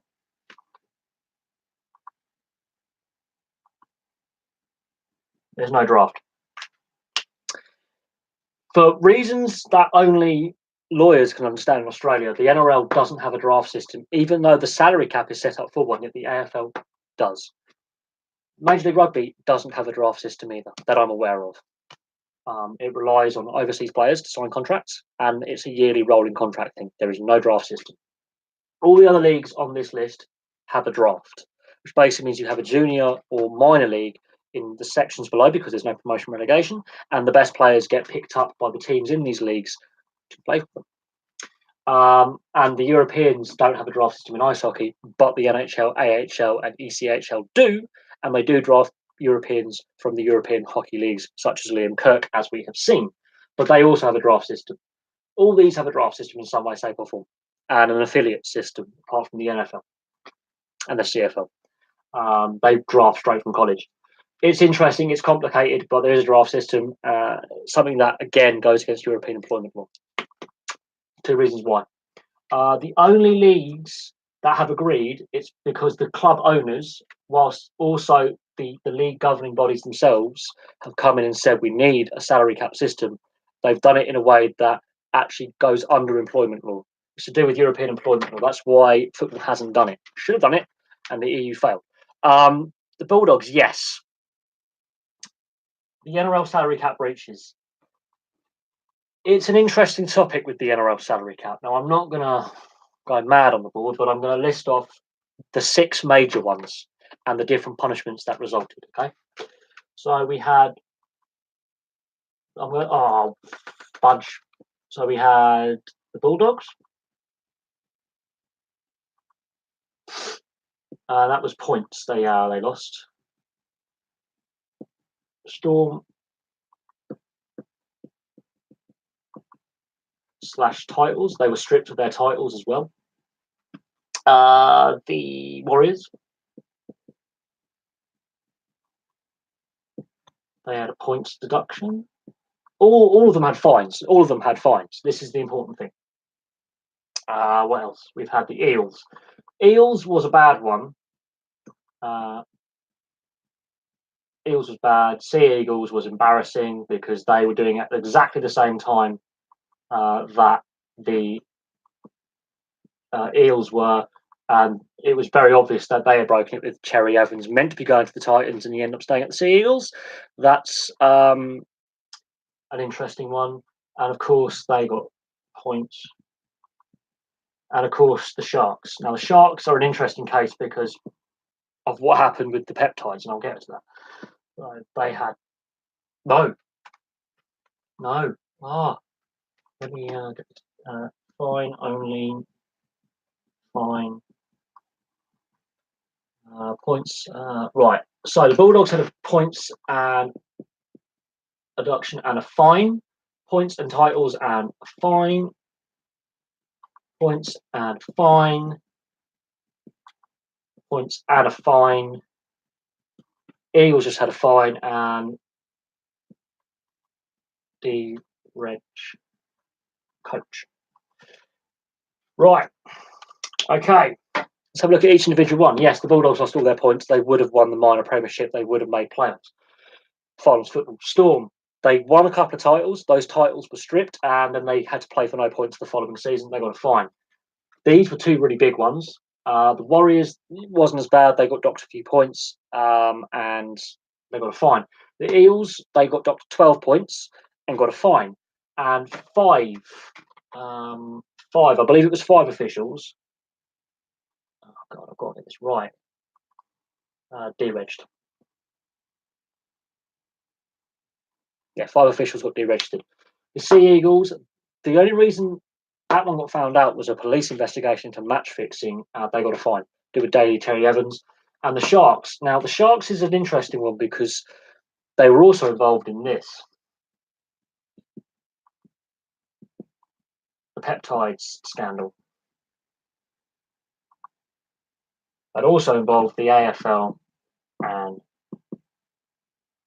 a big club called Essendon. Now, the reason why Shane Flanagan got deregistered, it appears that he was aware of the salary cap breaches and he was also aware of that, and he's done as a coach. These three have happened in 3 years. It's admitted that all these are historical breaches. However, it does say to me that the salary cap system does not work because look at all these teams, okay? How many of these teams have won the NRL Premiership as it currently stands? I'm going to tick off the ones that have actually won grand finals in the NRL era. Bulldogs, they've done it. Storm, they've done it. They've done it. They've done it. So the two that haven't are the Warriors and the Eels, although the Eels have won many titles in the 80s under the old New South Wales Rugby League, which is basically the NRL. The Warriors never won a title, although they got to a grand final. So all the teams involved have either won or got to a grand final. All of them had basically similar breaches. They were deliberately undermining a system that they agreed to sign up to. It says to me that the NRL suffers from a major thing called weak leadership. You know, there is an issue with governance. The fact that this keeps happening, it's not just a one-off, let that be a warning. I thought the Bulldogs and the Storm were meant to, be a warning, don't do this again. Then the Warriors did it 12, 13 years ago. And then we've had 3 in 3 years that have come to light. And each time it's blatant.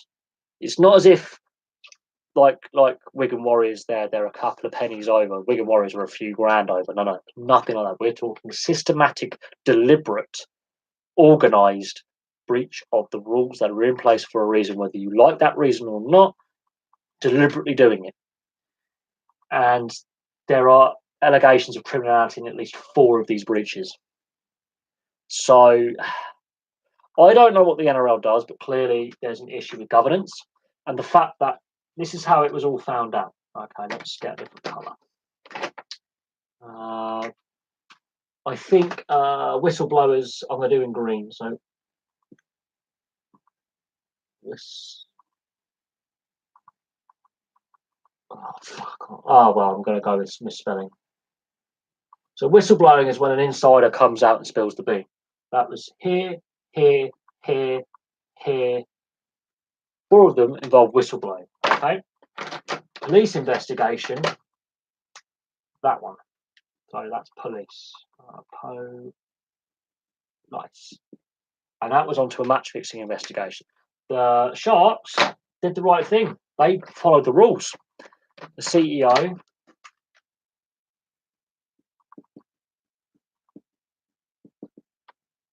they self-reported themselves. They said, look, we've found some dodgy accounting from the past. The rules have been broken. We need to clear this up. They've been thrown under a bus. The system doesn't work if you're relying on self-reporting, whistleblowing, and police investigations. It's not transparent. It's not open. It's very secretive. And yeah, it makes a mockery of the system when you've got a league of 16 and 6 of 16 teams have openly been caught. Yet, here's a funny thing. The amount of minor breaches that don't make it to public knowledge until a year after, every team does it. The system doesn't work. I think it sums up a big problem. You mentioned the Bulldogs. That was the first major one under the salary cap system that was put in place. But it clearly didn't give the message that was necessary going forward, because if the Bulldogs was the first one, and the punishment was very severe at the time. It was very, very severe, stringent. It didn't do enough, obviously, because we've had 5 further breaches, including 3 in 3 years. Um, that says that there is massive issues within the system that the NRL and the clubs and the club chairman have agreed to get the NRL salary cap through and to keep updating it. You have to have every club on board. If clubs aren't on board, it poses a problem going forward, and it it says to me that the system isn't working the way it should. Right. Okay. Let's have a look at some of the other questions. Yes, the football is nearing a cliff edge. Those in governments aren't doing enough to sort out corruption claims. The salaries are out of control. TV rights are an issue. Do I think the titles should have gone to the runners up? Well, it's an interesting one. We saw with the Lance Armstrong doping, they couldn't give it to the runner up because the runner up also cheated. So there is there are calls for the runner up to be given it, but we've had 6 major, but every club has had a minor breach where they pay a small little fine and we move on. So I don't think that would work. I think the system needs looking at. The AFL has only had one, a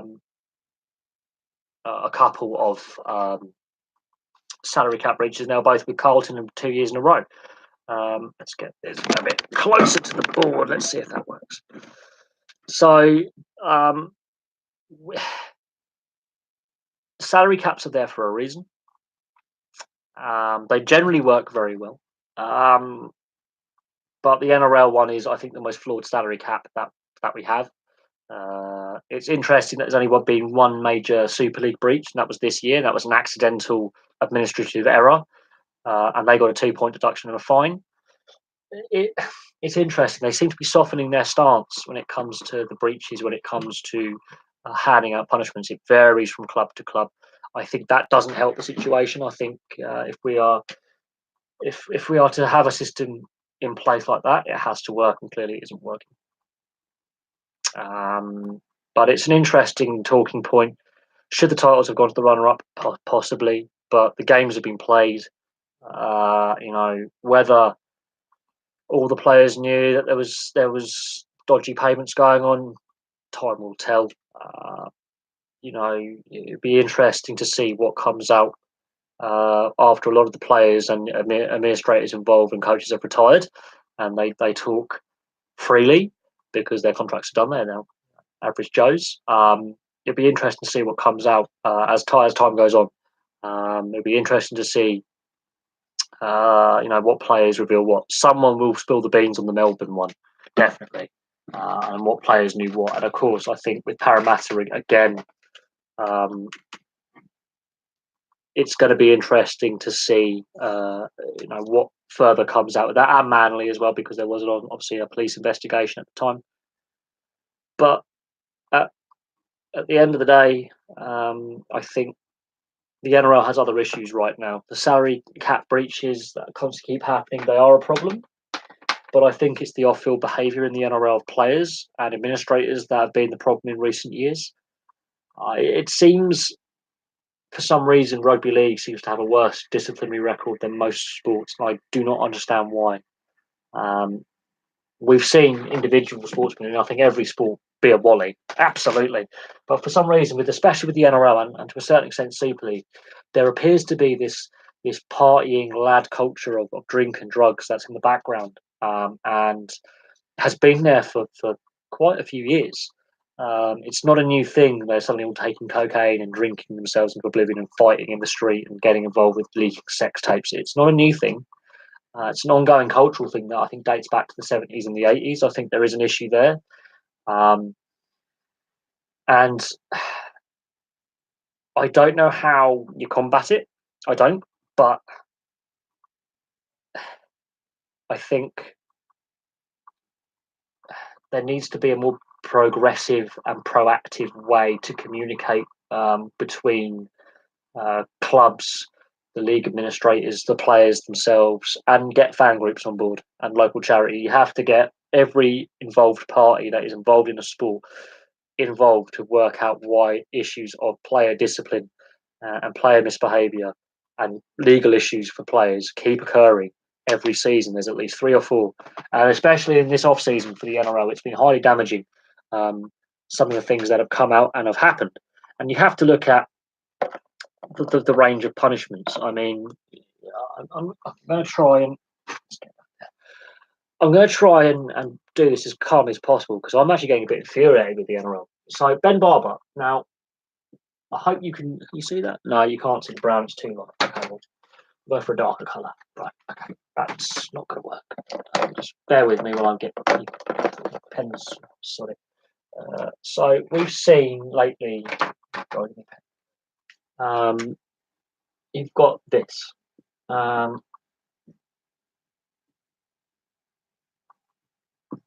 He gets a life ban. Oh shit.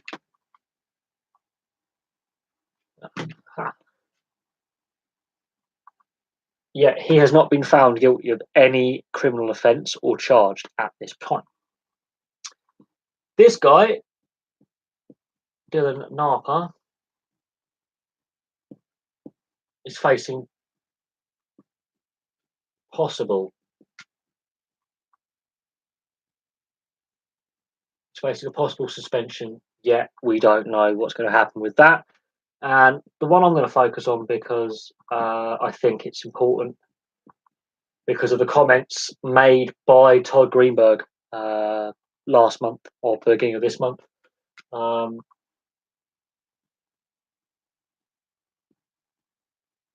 I think Jack de Bellin's the one in the most trouble because he's facing serious charges. Right, let's go through each one. Ben Barber has been accused of domestic violence. He's been dearrested for life. He hasn't actually been charged with an offence yet, although the evidence is there on camera. It doesn't look good. Dylan Napa, the Big Pappy tapes. 3 tapes that were recorded back in 2013 were released without the player's knowledge on social media. There's a few legal issues there. The NRL Integrity Unit have said he's going to face a suspension, 6 to 8 weeks. His club are going to be appealing that should he get suspended. Jack de Belin, he's still free to play and train until his trial date, and the NRL have managed to cut a deal with the judges, the courts, to change his bail conditions. Let's have a look at their backgrounds. Ben Barber is an Indigenous. He's Torres Islander.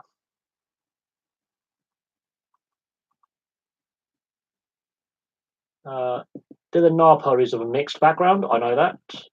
I think one of his grandparents is Aboriginal. And Jack de Belin, full on European background. Look at the punishments they've received, and you have to look at the offences they have done or not done. There appears to be some kind of racial motivation or political motivation behind this as well. Yeah, the players are all idiots. I have no doubt on that. All the players have not covered themselves in glory, but the punishments are striking. Jack de Belin's facing prison. He's still allowed to play. Dylan Napa, technically himself and his partners involved, not committing any offence. However, the fact there was footage and it's come out doesn't look good. He's facing a possible suspension. There's an appeal process. Ben Barber, he's got a life ban, yet he hasn't actually been charged with a criminal offence. So you work that one out. Work it out. Look at their backgrounds and work it out. And I will tell you there is some other ulterior motive from the NRL. This is why I think Todd Greenberg is showing reactionary. Todd Greenberg, this guy.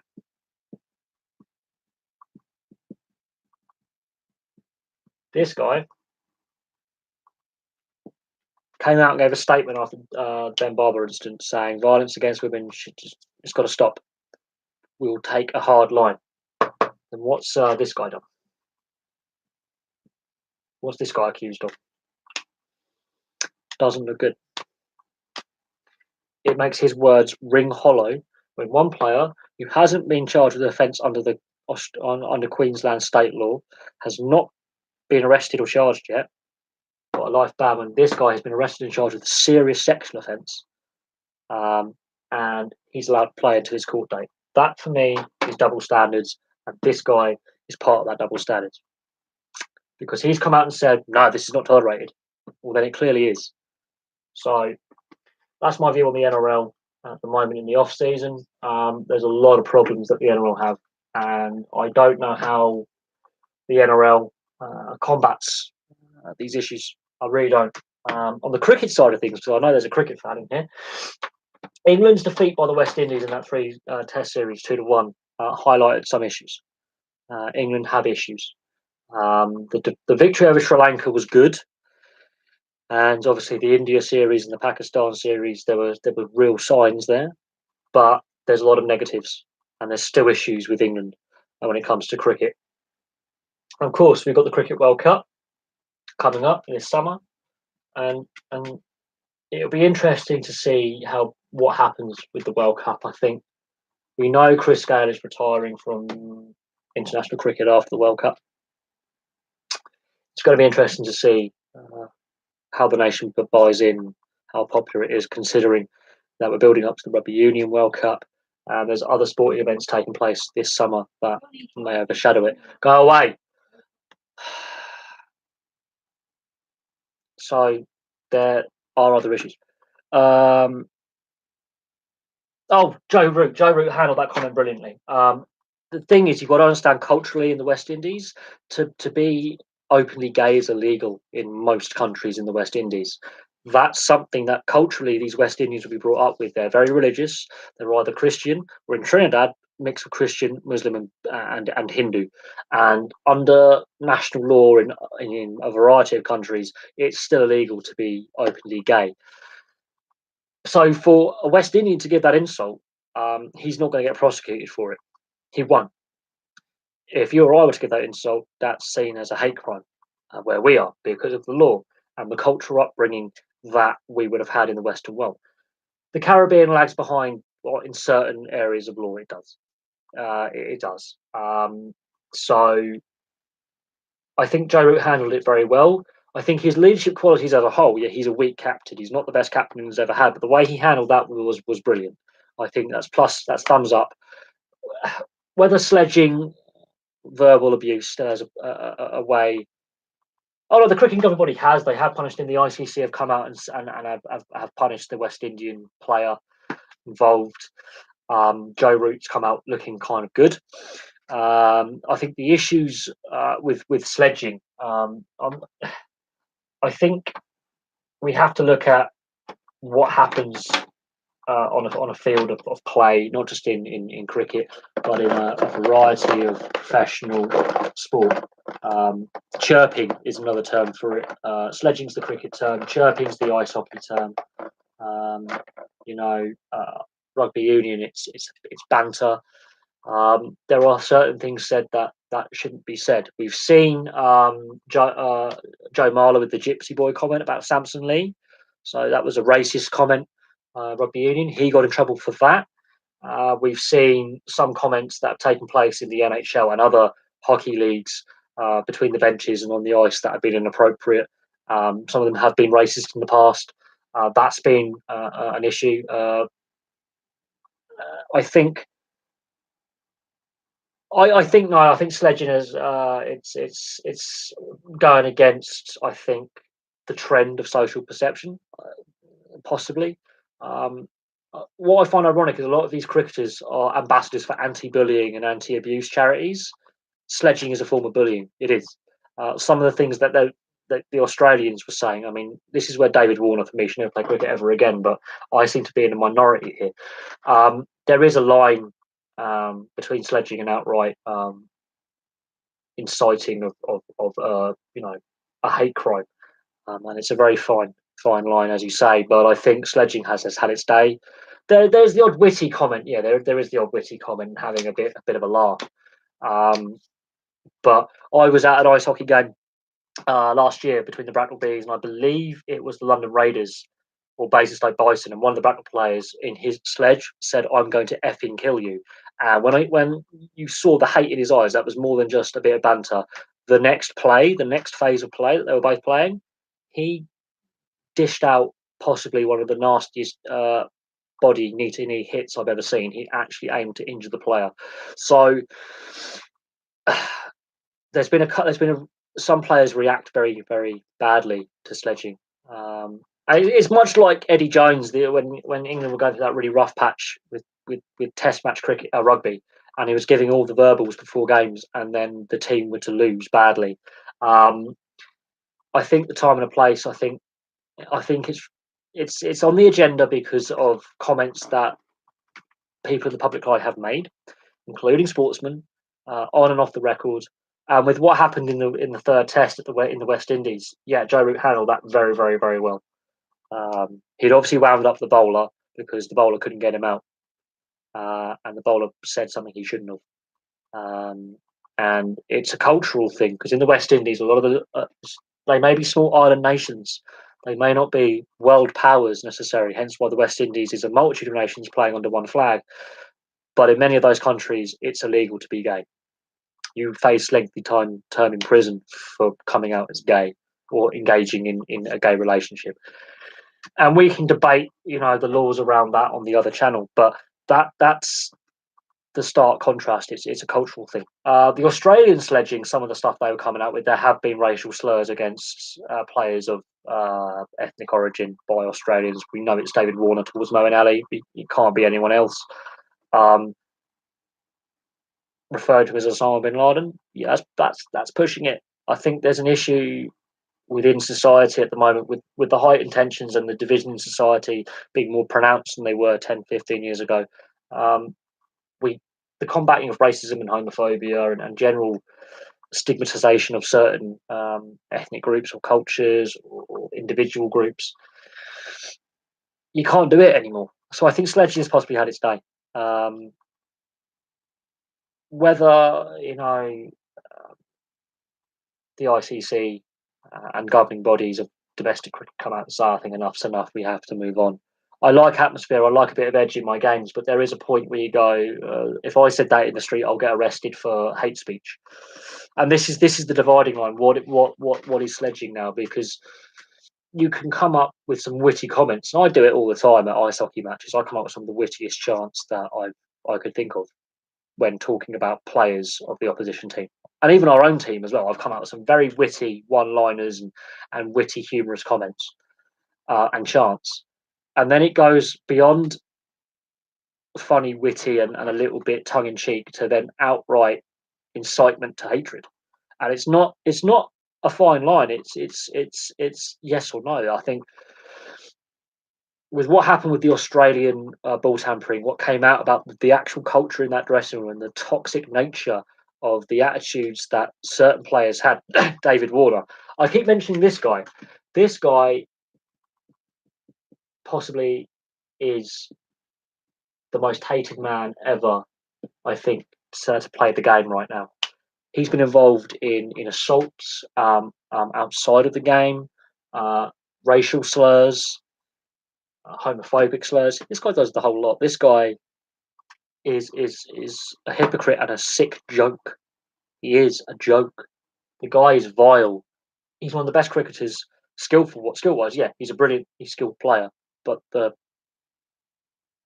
he ain't the nicest. I wouldn't say Australians aren't the nicest people. I think I've got a lot of Australian mates. I've got friends and family that live in Australia, but there is a perception of racism from Australians, a kind of thuggish masculine culture from Australians. They're no different from Europeans, North Americans, South Americans, Asians. They're no different from any other nation. They just, when they misbehave, they do it epically. And you've got to look at the NRL. I'm going to put this guy. I've misspelled his first name. That's not going to help. Curtly Beale, that's the one.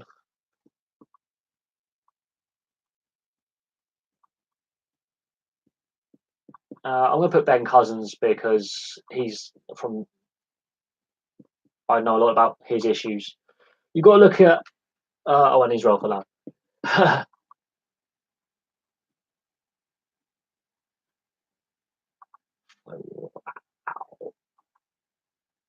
I've misspelled Folau, but I don't care because he's a dick.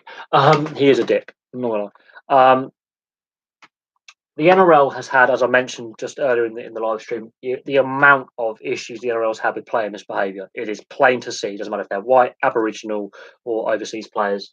The NRL has an issue. Curtly Beale and Israel Folau in the Australian Rugby Union. Curtly Beale is one of those players currently being looked at for possibly doing a large amount of drugs in the off season.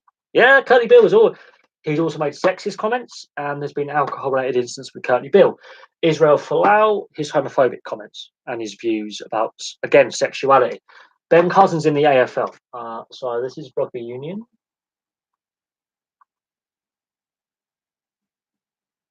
And this is AFL. So the three main sports in Australia, apart from cricket, NRL, just constant player misbehaviour off the field. We know about that, and there's some of the players are facing serious jail time. Curtly Bill, he's been allegedly done cocaine. He's been caught making some sexist remarks. He's been thrown out of the Test team twice. Israel Folau, obviously, you've got his views on homosexuality. And then Ben Cousins in the AFL with his drugs and criminal issues and his links to organised crime. When these individuals fuck up, oh yeah, when they screw up, because sport is more ingrained in the culture than other countries. Australia is a sports mad nation. I think the only countries that I think possibly compete with the insanity that is sport is Canada with the NHL with ice hockey, and the US with any sport. They will go nuts for it. The Australians are it's ingrained into their national psyche, and when big name players of those sports screw up, it doesn't just make headlines in Australia, it makes headlines across the world because these guys are superstars. Is cricket more popular than rugby? Rugby league is more popular than rugby union. Cricket is in there, but there's a limited amount of teams in cricket in the Sheffield Shield. You've only got the states and territories, and there's a limited amount of states and territories in the Sheffield Shield. The Big Bash League is growing. It is a national religion. They play it at school. It is a very popular sport. Every Australian's played at least one game of cricket in their life. But Australia as a whole is a sports mad country.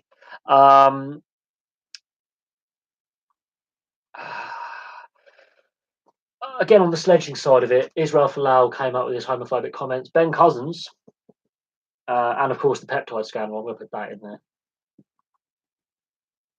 The peptide scandal. There was some sledging of the Essendon players in 2013. That was borderline. They were other players of other teams were giving it to them. Ben Cousins is currently in prison for the second time. And there's a documentary such as My Life or whatever it is, such as Life, he did in 2010, and it is heart wrenching because he had a drug issue from the age of 15, 16 up till now. He's relapsed regularly. He died many times. Curtly Beale has been in the news a lot for some of his antics. He's a pariah. Israel Folau, his homophobic comments last year. The NRL, I could list off a board load of players. When I say a board load, I would run out of room with the misbehaviours in the NRL. Yeah, if you can't say it on the street, you shouldn't say it on the pitch. Is Israel Folau, I think, is out. Obviously, he's a very religious man, is Israel Folau. So I do take that on board. But in the current culture in Australia, with the legalisation of gay marriage nationwide, he's out of step with the rest of Australian society, it seems.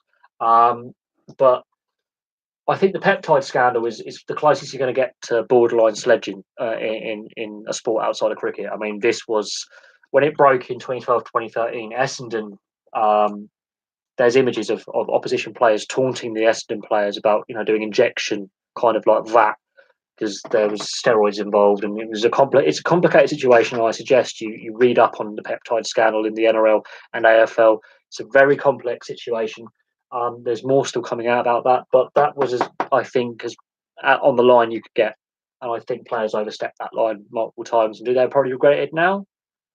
Yeah, they probably do. But at the time, that brought out a lot of sledging, and there's still, if you look on social media, when you hear certain players and their names from the NRL, the Super Rugby, the AFL, they get called a grub, and a grub is basically another way of saying scumbag, dirty player, slimeball, grub. grub is as close as I think as I've even used the term grub about certain players. But you wait till they retire, and then it's a different kettle of fish. I mean, on the field, you can call someone a grub, but Michael Ennis, I didn't like him as a player. Even when Cronulla won the grand final a couple of years ago, I didn't like Michael Ennis, the player. As the commentator and the expert, he's one of the most intelligent rugby league players you will meet. As a person away from the field, he's completely different to what he was on it. He was an arsehole on the field. Off the field, he's actually quite a gentleman. But there are certain players that, because he was an arsehole on the field, will never respect him. Cameron Smith, greatest hooker in rugby league history. A lot of players don't like him. He's considered a grub, partly because of the salary cap breach and the fact that he had a second contract and lied about it and then got away with keeping that money. Well, rugby union, rugby league. It's a complicated story with rugby union, rugby league. Rugby union stayed amateur for longer. Rugby league, there was a split in the rules. I think in 1868 in Huddersfield they had the meeting, and that building where they had the meeting is still there. There was a division over how the game should be played and governed, and it split north south in England in I think it was the 1860/70s. It started to split. They had a meeting. Rugby league, the RFL, in what it is now, was formed, and the RFU was formed. Rugby league went professional long before union. I think rugby league, professional rugby league. I'm going to. This diagram makes no sense. Right. Okay, professionalism for the leagues is interesting. Rugby union is proper rugby, by the way, as is rugby league. They're both proper codes. So this is where I can't stand union and league fans who just can't get on, because they basically are the same principle: scoring tries and getting conversions of penalties. It's just how you do it slightly different. Rugby league, I think, went professional. I think 1900s. They started playing professionally and paying players to play all year round. And union, 1995, went pro. Union's only been a pro for 24 years. Rugby union. Union's been pro. They're technically odd now, technically classed rugby. They call it codes, but they are actually different sports because the rules are significantly different. However, you have that cross code player like Jason Robinson, like Israel Folau.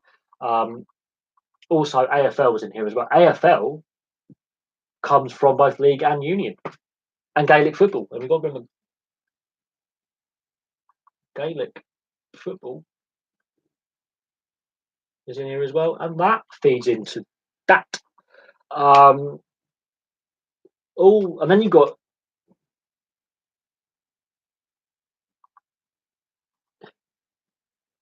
this.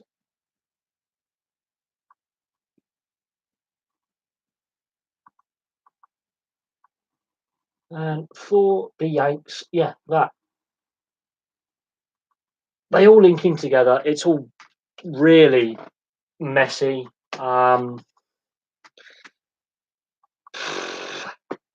Wow. Actually, Gaelic football is dying because most of them actually now play in the AFL. The better players go to Australia. Gaelic football was only really played in the rural areas, and most of Ireland's population live in the towns. So yeah, I could say that. My favourite sport. I've done a video on my favourite sports. You should know this, but I'm gonna do it for you. Ice hockey is my number one.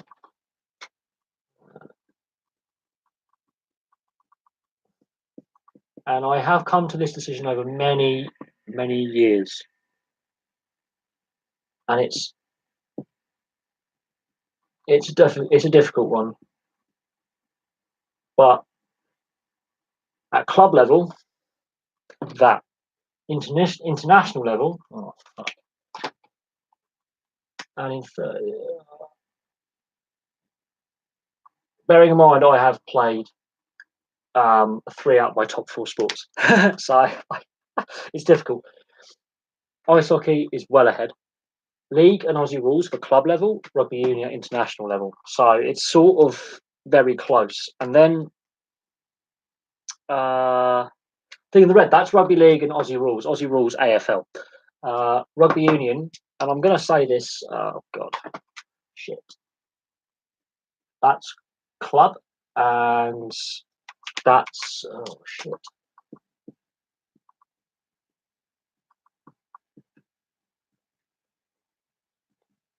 International. Oh, that was difficult. So basically, ice hockey's at the top, and you've got the NHL in there, but you've got all the other ice hockey leagues. Rugby league and Aussie rules at club level, rugby union international level. I think rugby league at international level has some problems, and it needs to. Well, actually, it is. I think you'll find the UK has had professional ice hockey leagues in the past. I've been watching ice hockey. Oh God. Well, I was lucky. I had cable TV when I was a kid, so I had like 900 channels, including 300 sports channels to choose from. So I was exceptionally lucky as a kid growing up that I had Telewest. I think, out of curiosity, why? Firstly, I've got a pro hockey team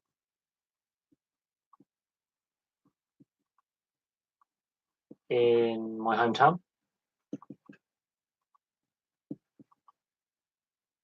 and that's one of the reasons I live not that far away from the Bracknell Bees. Secondly, that plus there was a film that came out when I was a kid that sort of helped. There are three reasons. I live next to a pro hockey team, although they're semi-pro now, the NHL, but the Mighty Ducks film. Yeah, when you have a film called the Mighty Ducks film, and then a professional team named after, ice hockey is actually still popular and it is actually very accessible. The amount of kids playing down my local hockey club in Bracknell, we have every age group from 5 all the way up to senior. So it is accessible. It's expensive, but it's accessible. It's up to the families to make the sacrifice. Plus, local government can assist hugely in that. Rugby league, yes, rugby league. Where it falls down is you have. I'm going to keep this rather simple when it comes to describing the issues of rugby league. You have the Super League.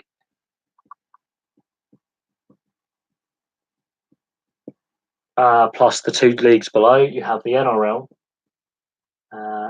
plus Aussie states.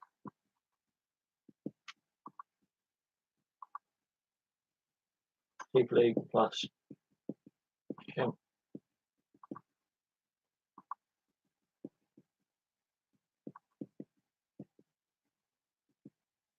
And then you have international.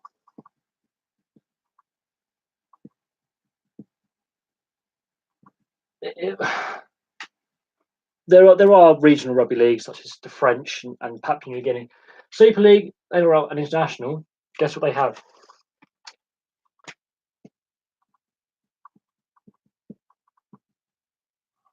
Fuck's sake. The rules are different in all three. You can go away. The NRL and Aussie state leagues. NRL, you have a 2 ref system. International, you can still fight, and Super League has a 1 ref system. So there are 3 different rule sets. You've got the international rule set, the NRL rule set, and the Super League rule set. So the RFL and NRL have different rule sets. The international rules, you can still have a punch up and only get a 10-minute penalty. Oh yeah. The Black Country, you got the Solihull Barons. I suggest you go down. You've got the Solihull Barons in the West Midlands. You've also got the Telford Tigers. I suggest you go down and check them out. I keep saying this to people. I've never seen an ice hockey rink. Seriously, you've got Telford up in Shropshire. You've got the Solihull Barons. You've got down the M40. You've got Milton Keynes Lightning and Milton Keynes Thunder. There are hockey teams out there, and if you go down to Coventry, you've got the Coventry Blaze. So there are hockey teams out there in your area. Yeah, the NHL players, for the most part, they may be grizzled, hard-nosed thugs that people think they are. They're not. Even Bob Probert was a human being. Um, the NHL, and hockey players in general, they do a lot of community outreach, and they give awards at the end of the season for community outreach programs. Um, I would say uh, they are paid significantly less, and I come back to this point again when it comes to salaries. I come back to this point with salaries. Aaron Ramsey is going to earn over 19 million euros next year with his first Juventus contract of 400k a week. That is before tax, Mike. The highest paid NHL player earns a third less than that, and that is Conor McDavid. He earns 12 million. So that's US dollars, and there's an exchange rate, but it's roughly similar. So a football player, an average football player, is earning 7 million more a year, thereabouts. The variation a bit with the exchange rate, but basically 7 million more a year than the best hockey player in the world. So that sums it up. An average football player, and Aaron Ramsey is a decent player. He's not world class. Sums it up. This is why hockey players are more humble. They're paid a pittance, and some of them earn less than 600,000 a year. Something that Aaron Ramsey will earn in a week and a half. They earn in a year. So there is the issue, and one of the reasons why they are so humble. They play a brutal sport. Sometimes careers can be very, very short. We're talking a few years at the top level. Very few players make it to the NHL.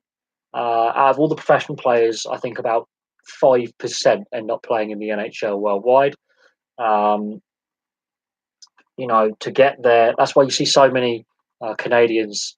NHL is way more popular than the European leagues. Way, way more popular than the European leagues. Massively so. Why do you think all the top Europeans play in the NHL?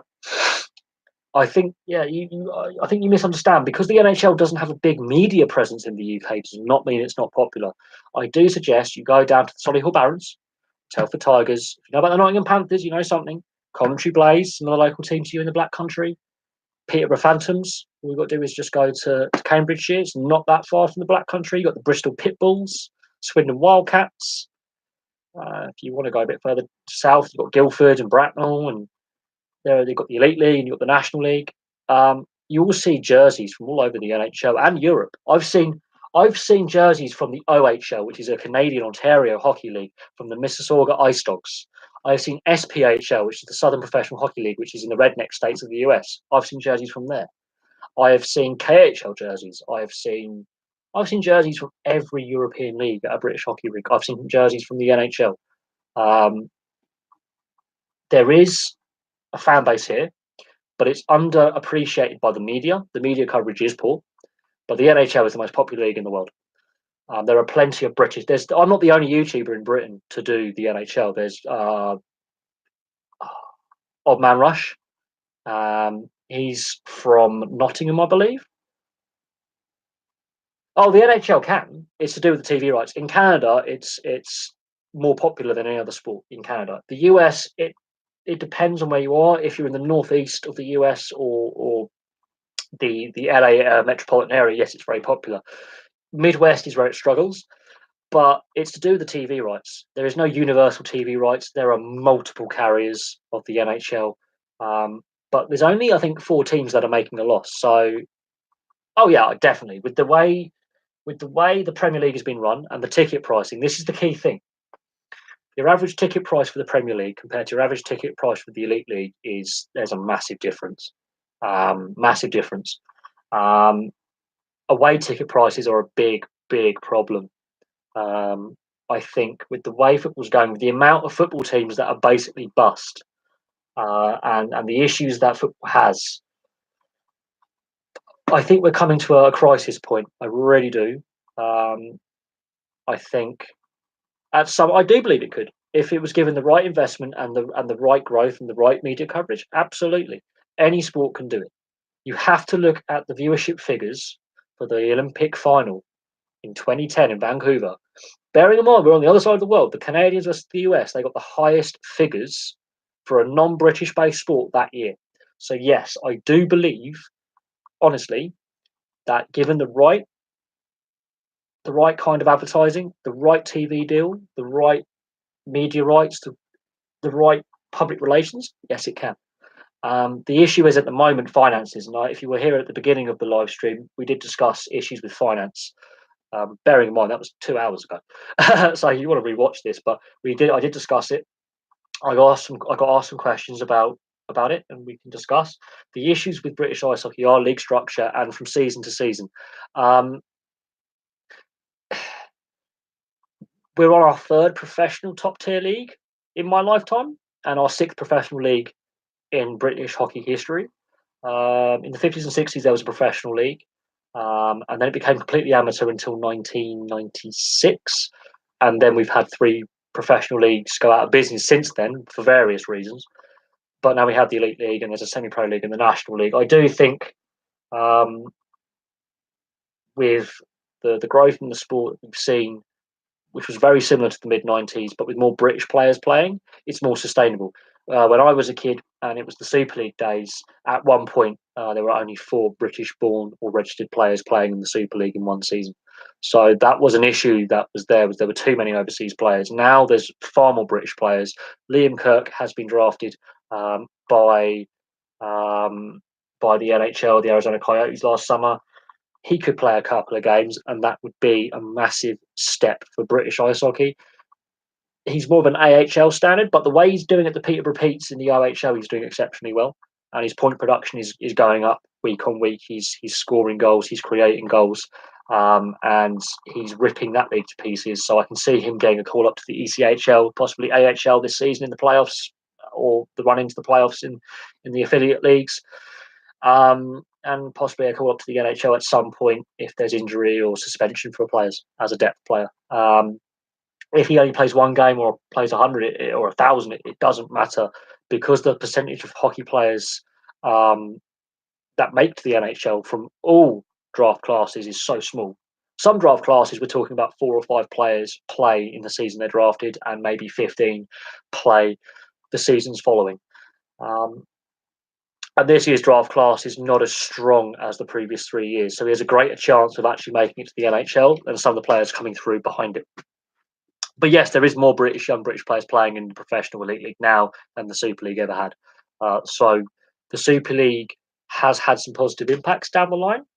Unfortunately, the Super League is not around to reap the rewards of those positive impacts that the Super League set in place in '96. That's the issue. The British National League went out of business, and the EPIHL folded a couple of years ago. Although there is a call to bring it back. You're saying there needs to be British players playing in the NHL. They need to be good enough. First off, you need to improve the player base and quality base, and that includes coaching. The playing base is growing. That's the thing. So there will be the quality there eventually as it becomes more competitive to get into a roster at the top level. Liam Kirk getting drafted, he is not the best player that Britain has ever produced. But someone at NHL Central Scouting thought, we can take a risk on this guy. I personally think there are better British players playing in the elite league, but they're older, and that's a risk. They've already reached their potential. We have seen I think I wouldn't say a waste generation, but a generation that was undervalued by the North Americans. Yes, there's a lot of Scandinavians, but the Scandinavians have been going over to North America to play since the 70s, especially from Sweden. Sweden led the way. The Finns followed in the 80s. And that's with the WHA. The WHA led the Swedes to go because they were offered more money. The quality level of the WHA was variable. But then the WHA teams that survived, so Hartford, the original Winnipeg, Edmonton, and Quebec, joined the NHL. Only one of those teams is in the same place. And that is Edmonton. 3 out of the 4 teams that were WHA have won the Stanley Cup. Here we go. The Winter Olympics, we didn't qualify for the last Winter Olympics. because we didn't qualify. We missed out by 1 goal. We were 1 goal shy of qualifying for the last Winter Olympics, but we have won the Winter Olympics in 1936 in the NHL. I believe there is a system. We have a system. There is actually an overseas player cap on a match day squad and an overall squad. So they already have that rule in place. There is an import rule. We have it at the lower levels as well. The EPIHL had it where it was a 4 input rule for a match night squad and a 5 input rule for the overall squad with 1 rotated out. The NIHL has a 2 import rule. And the Elite League, I believe there is a squad cap on overseas players. And there is also, I believe, a match night cap on overseas players. So yes, that rule already exists, but it's not very clear to casual fans when you're actually counting the players on the ice. Is he a foreign player? With some of the North Americans with English sounding names, but that rule already is in place. But in the NHL,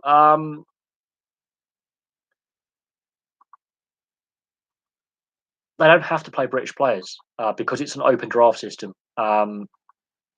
Anyone's eligible to play. The British League has that rule. The NHL, because it's North America, they will never bring that rule in. They will never bring that rule in. I don't think. The Major League Rugby has done it because Major League Rugby is being heavily helped by World Rugby to start. And there is a cap of overseas players to 10 because they want to develop the national sides. Because Canada and the US already have very strong national programs, they won't put a rule in place saying you have to have a minimum amount of nationalities because that player has to be good enough. If you look at the NHL, you have to be good enough to get drafted. And even a lot of those who get drafted never actually play in the NHL. That includes Canadians and US-born players. The 99 draft class with the Sedins, I think only 5 of that first round ever played in the NHL. Very few of the 99 playoff draft class actually played in the NHL. That was the worst draft in NHL history. 2000 wasn't much better. So the NHL won't bring in a system like that where they have to play a certain nationality. They won't. Because there's only 1 British player that's been drafted in the last 20. I know he's the only British player to be drafted, and he's the only one of British origin to be playing in an affiliate system for 20 years. There's only 1 British player in the NHL system. He's not even at NHL level yet. Liam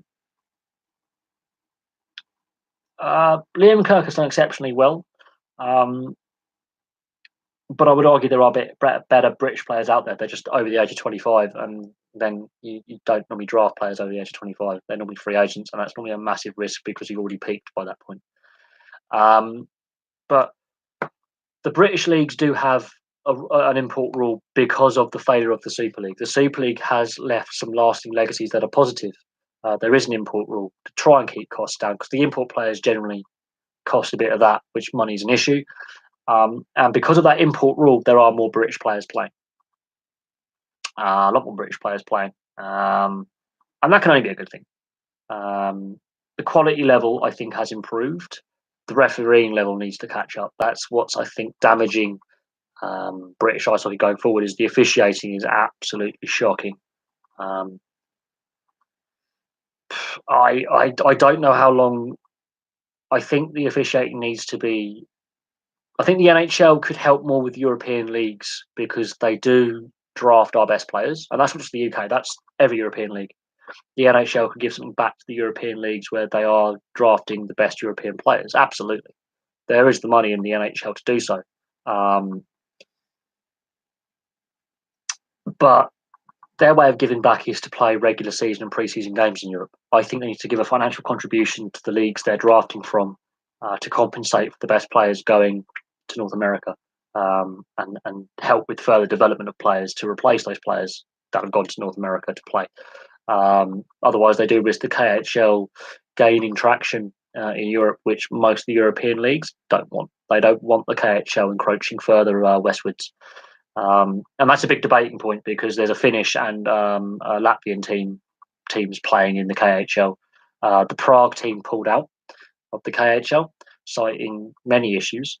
But there is a Finnish team from Helsinki, and there is a team from Latvia playing, and a team from Belarus playing in the KHL. So the KHL has made inroads to Scandinavia and Eastern Europe. And I think the other European leagues are looking at that and going, we don't want further encroachment from the KHL. So it's interesting. It is interesting. But there are rules in place in some leagues where you have to have a minimum amount of homegrown talent playing, and there is limits to overseas players. Whether that's right or wrong is up for debate. But you could argue that in football as well. You could argue that in rugby. There are some leagues that do have overseas player caps, and some sports. Whether the NHL should do that kind of thing, where they encourage certain nations to improve, it's an ultimate capitalist society out there, and as a league, they're more focused in trying to grow the game in the US. They've got Seattle coming in. They've got Vegas. That's been a success so far. They're worried about player strike lockout in 2020, 2021. They want to avoid that. The NHL has other issues to deal with before putting rules in place governing who plays where on rosters. There are some issues that the NHL does need to solve before it looks at bringing in caps on the amount of overseas players or caps on the amount of native homegrown players playing in a league. There's a reason why the NHL is the best league in the world, and that's because the best players play in it. Plain and simple. There's a reason, and that's because of the European invasion that the Swedes started with the WHA in the 70s and has carried on for 40 years. The percentage of Canadians in the NHL has dropped year on year. I think if you watch a guy called The Hockey Guy, he does a video where he actually looks at the percentages of overseas players compared to Canadians and Americans, and he's wearing one of my jerseys that I gave him in that one. And it was just after the World Juniors had finished and Canada had lost. The percentage of Canadians in the league has gone from, I think, 65 to about 40 odd percent in 20 years. So, and the percentage of and some European nations are now getting on that board of the top 10 nations playing in the NHL. It's growing rapidly. We've even got an Australian playing in the NHL now. So the way it's structured is changing. The issue of the UK side of the sport is money and exposure. It's to do with the media coverage and media rights and who gets them. A lot of teams do have their online streams online, be it on YouTube or there's a couple of streaming websites that they use where you pay a small fee to watch the game, or they have the free sports agreement with the Elite League.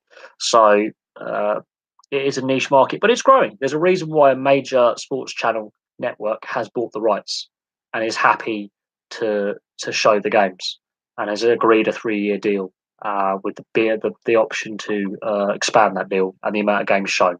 So obviously there is growth in the market and there's growth in the support. Is it sustainable? Absolutely. I think the issues in place is, can that growth be sustained with the uncertainty economically that's coming? That's the question that we need to look at going forward. The recent success could be undermined by Brexit. Oh yeah, I said the B word, Brexit. There are less overseas players playing in the Elite League now than there were before. But a lot of the overseas players come from Europe. Whether more North American players decide to come over here to play to replace the Europeans, we shall see. It could have some benefits with more British players playing at the top level, and because they're full-time professional teams, they're training and playing at a high level. It could have some positive impacts, and the league has raised its coefficient standing with other European leagues rapidly over the last few years, so it's doable. Right, as it's 8 o'clock, I'm going to call that a night. We've been going for 2.5 hours. That's been a very interesting live stream. I've had a lot of new people appear in the comment section that I haven't seen before. It's been a while since I've done one. I'm not going to do these as frequently as I did last year. I have noticed there's been a few issues with when I do a live stream. The view counts on my channel actually drop off over the next few days, which is a bit annoying. But it was fun to do. It's been a while. I hope the Liverpool buying game is entertaining for whoever watches it. It will be interesting with Klopp's comments saying that he's focusing on the league this season, whether Liverpool actually pull out a result there or not. So that's an interesting one, because they were finalists in the Champions League last year. That's going to be interesting to see what happens going forward with that. But overall, thank you very much, everyone, for watching and getting involved. I do appreciate it. been a good live stream tonight. And of course, the whiteboard came out, and I had lots of notes. Yeah, lots of notes. I do apologise if you can't fully see it. The lighting in here isn't great because it got dark very quickly because my room faces the south. It got dark very quickly. I've had to turn the side light and the main light on, and there's a bit of reflection. But I try my best with my bright colours, so hopefully this can come out again. And of course, the podcast will be coming back as well. But I think I'll do this podcast type thing where I go through a few things and discuss going forward. I think there was a lot to talk about. I haven't done one for 2 months. It's kind of, I think, might do it once a month rather than once a week. I think a monthly stream might be good. And the channel's got a bit bigger, and I think I've gained some subscribers tonight, which is kind of nice. But at the end of the day, there's a lot of sport taking place this weekend. That's important as well with the Six Nations, and we have to see going forward. What happens with the Six Nations with some of the injuries that have taken place. And of course, I actually am going to a hockey game tomorrow night, and I haven't been to one for about 3 weeks. So that's sort of get my hockey fix back. I had a little bit of hockey fatigue, and now I can feel a bit refreshed. I'm going to go back to that. But thank you very much for watching, guys. I will have some more videos for you soon because I watch this space now. I think I will have a look at live stream planning on what days of the week or what days I should do it. I think I might stick to weekdays and go from there on a weekday evening and get the old whiteboard out and we can have some fun. So thank you very much for watching, and I'll have some more videos for you soon. Oh yeah.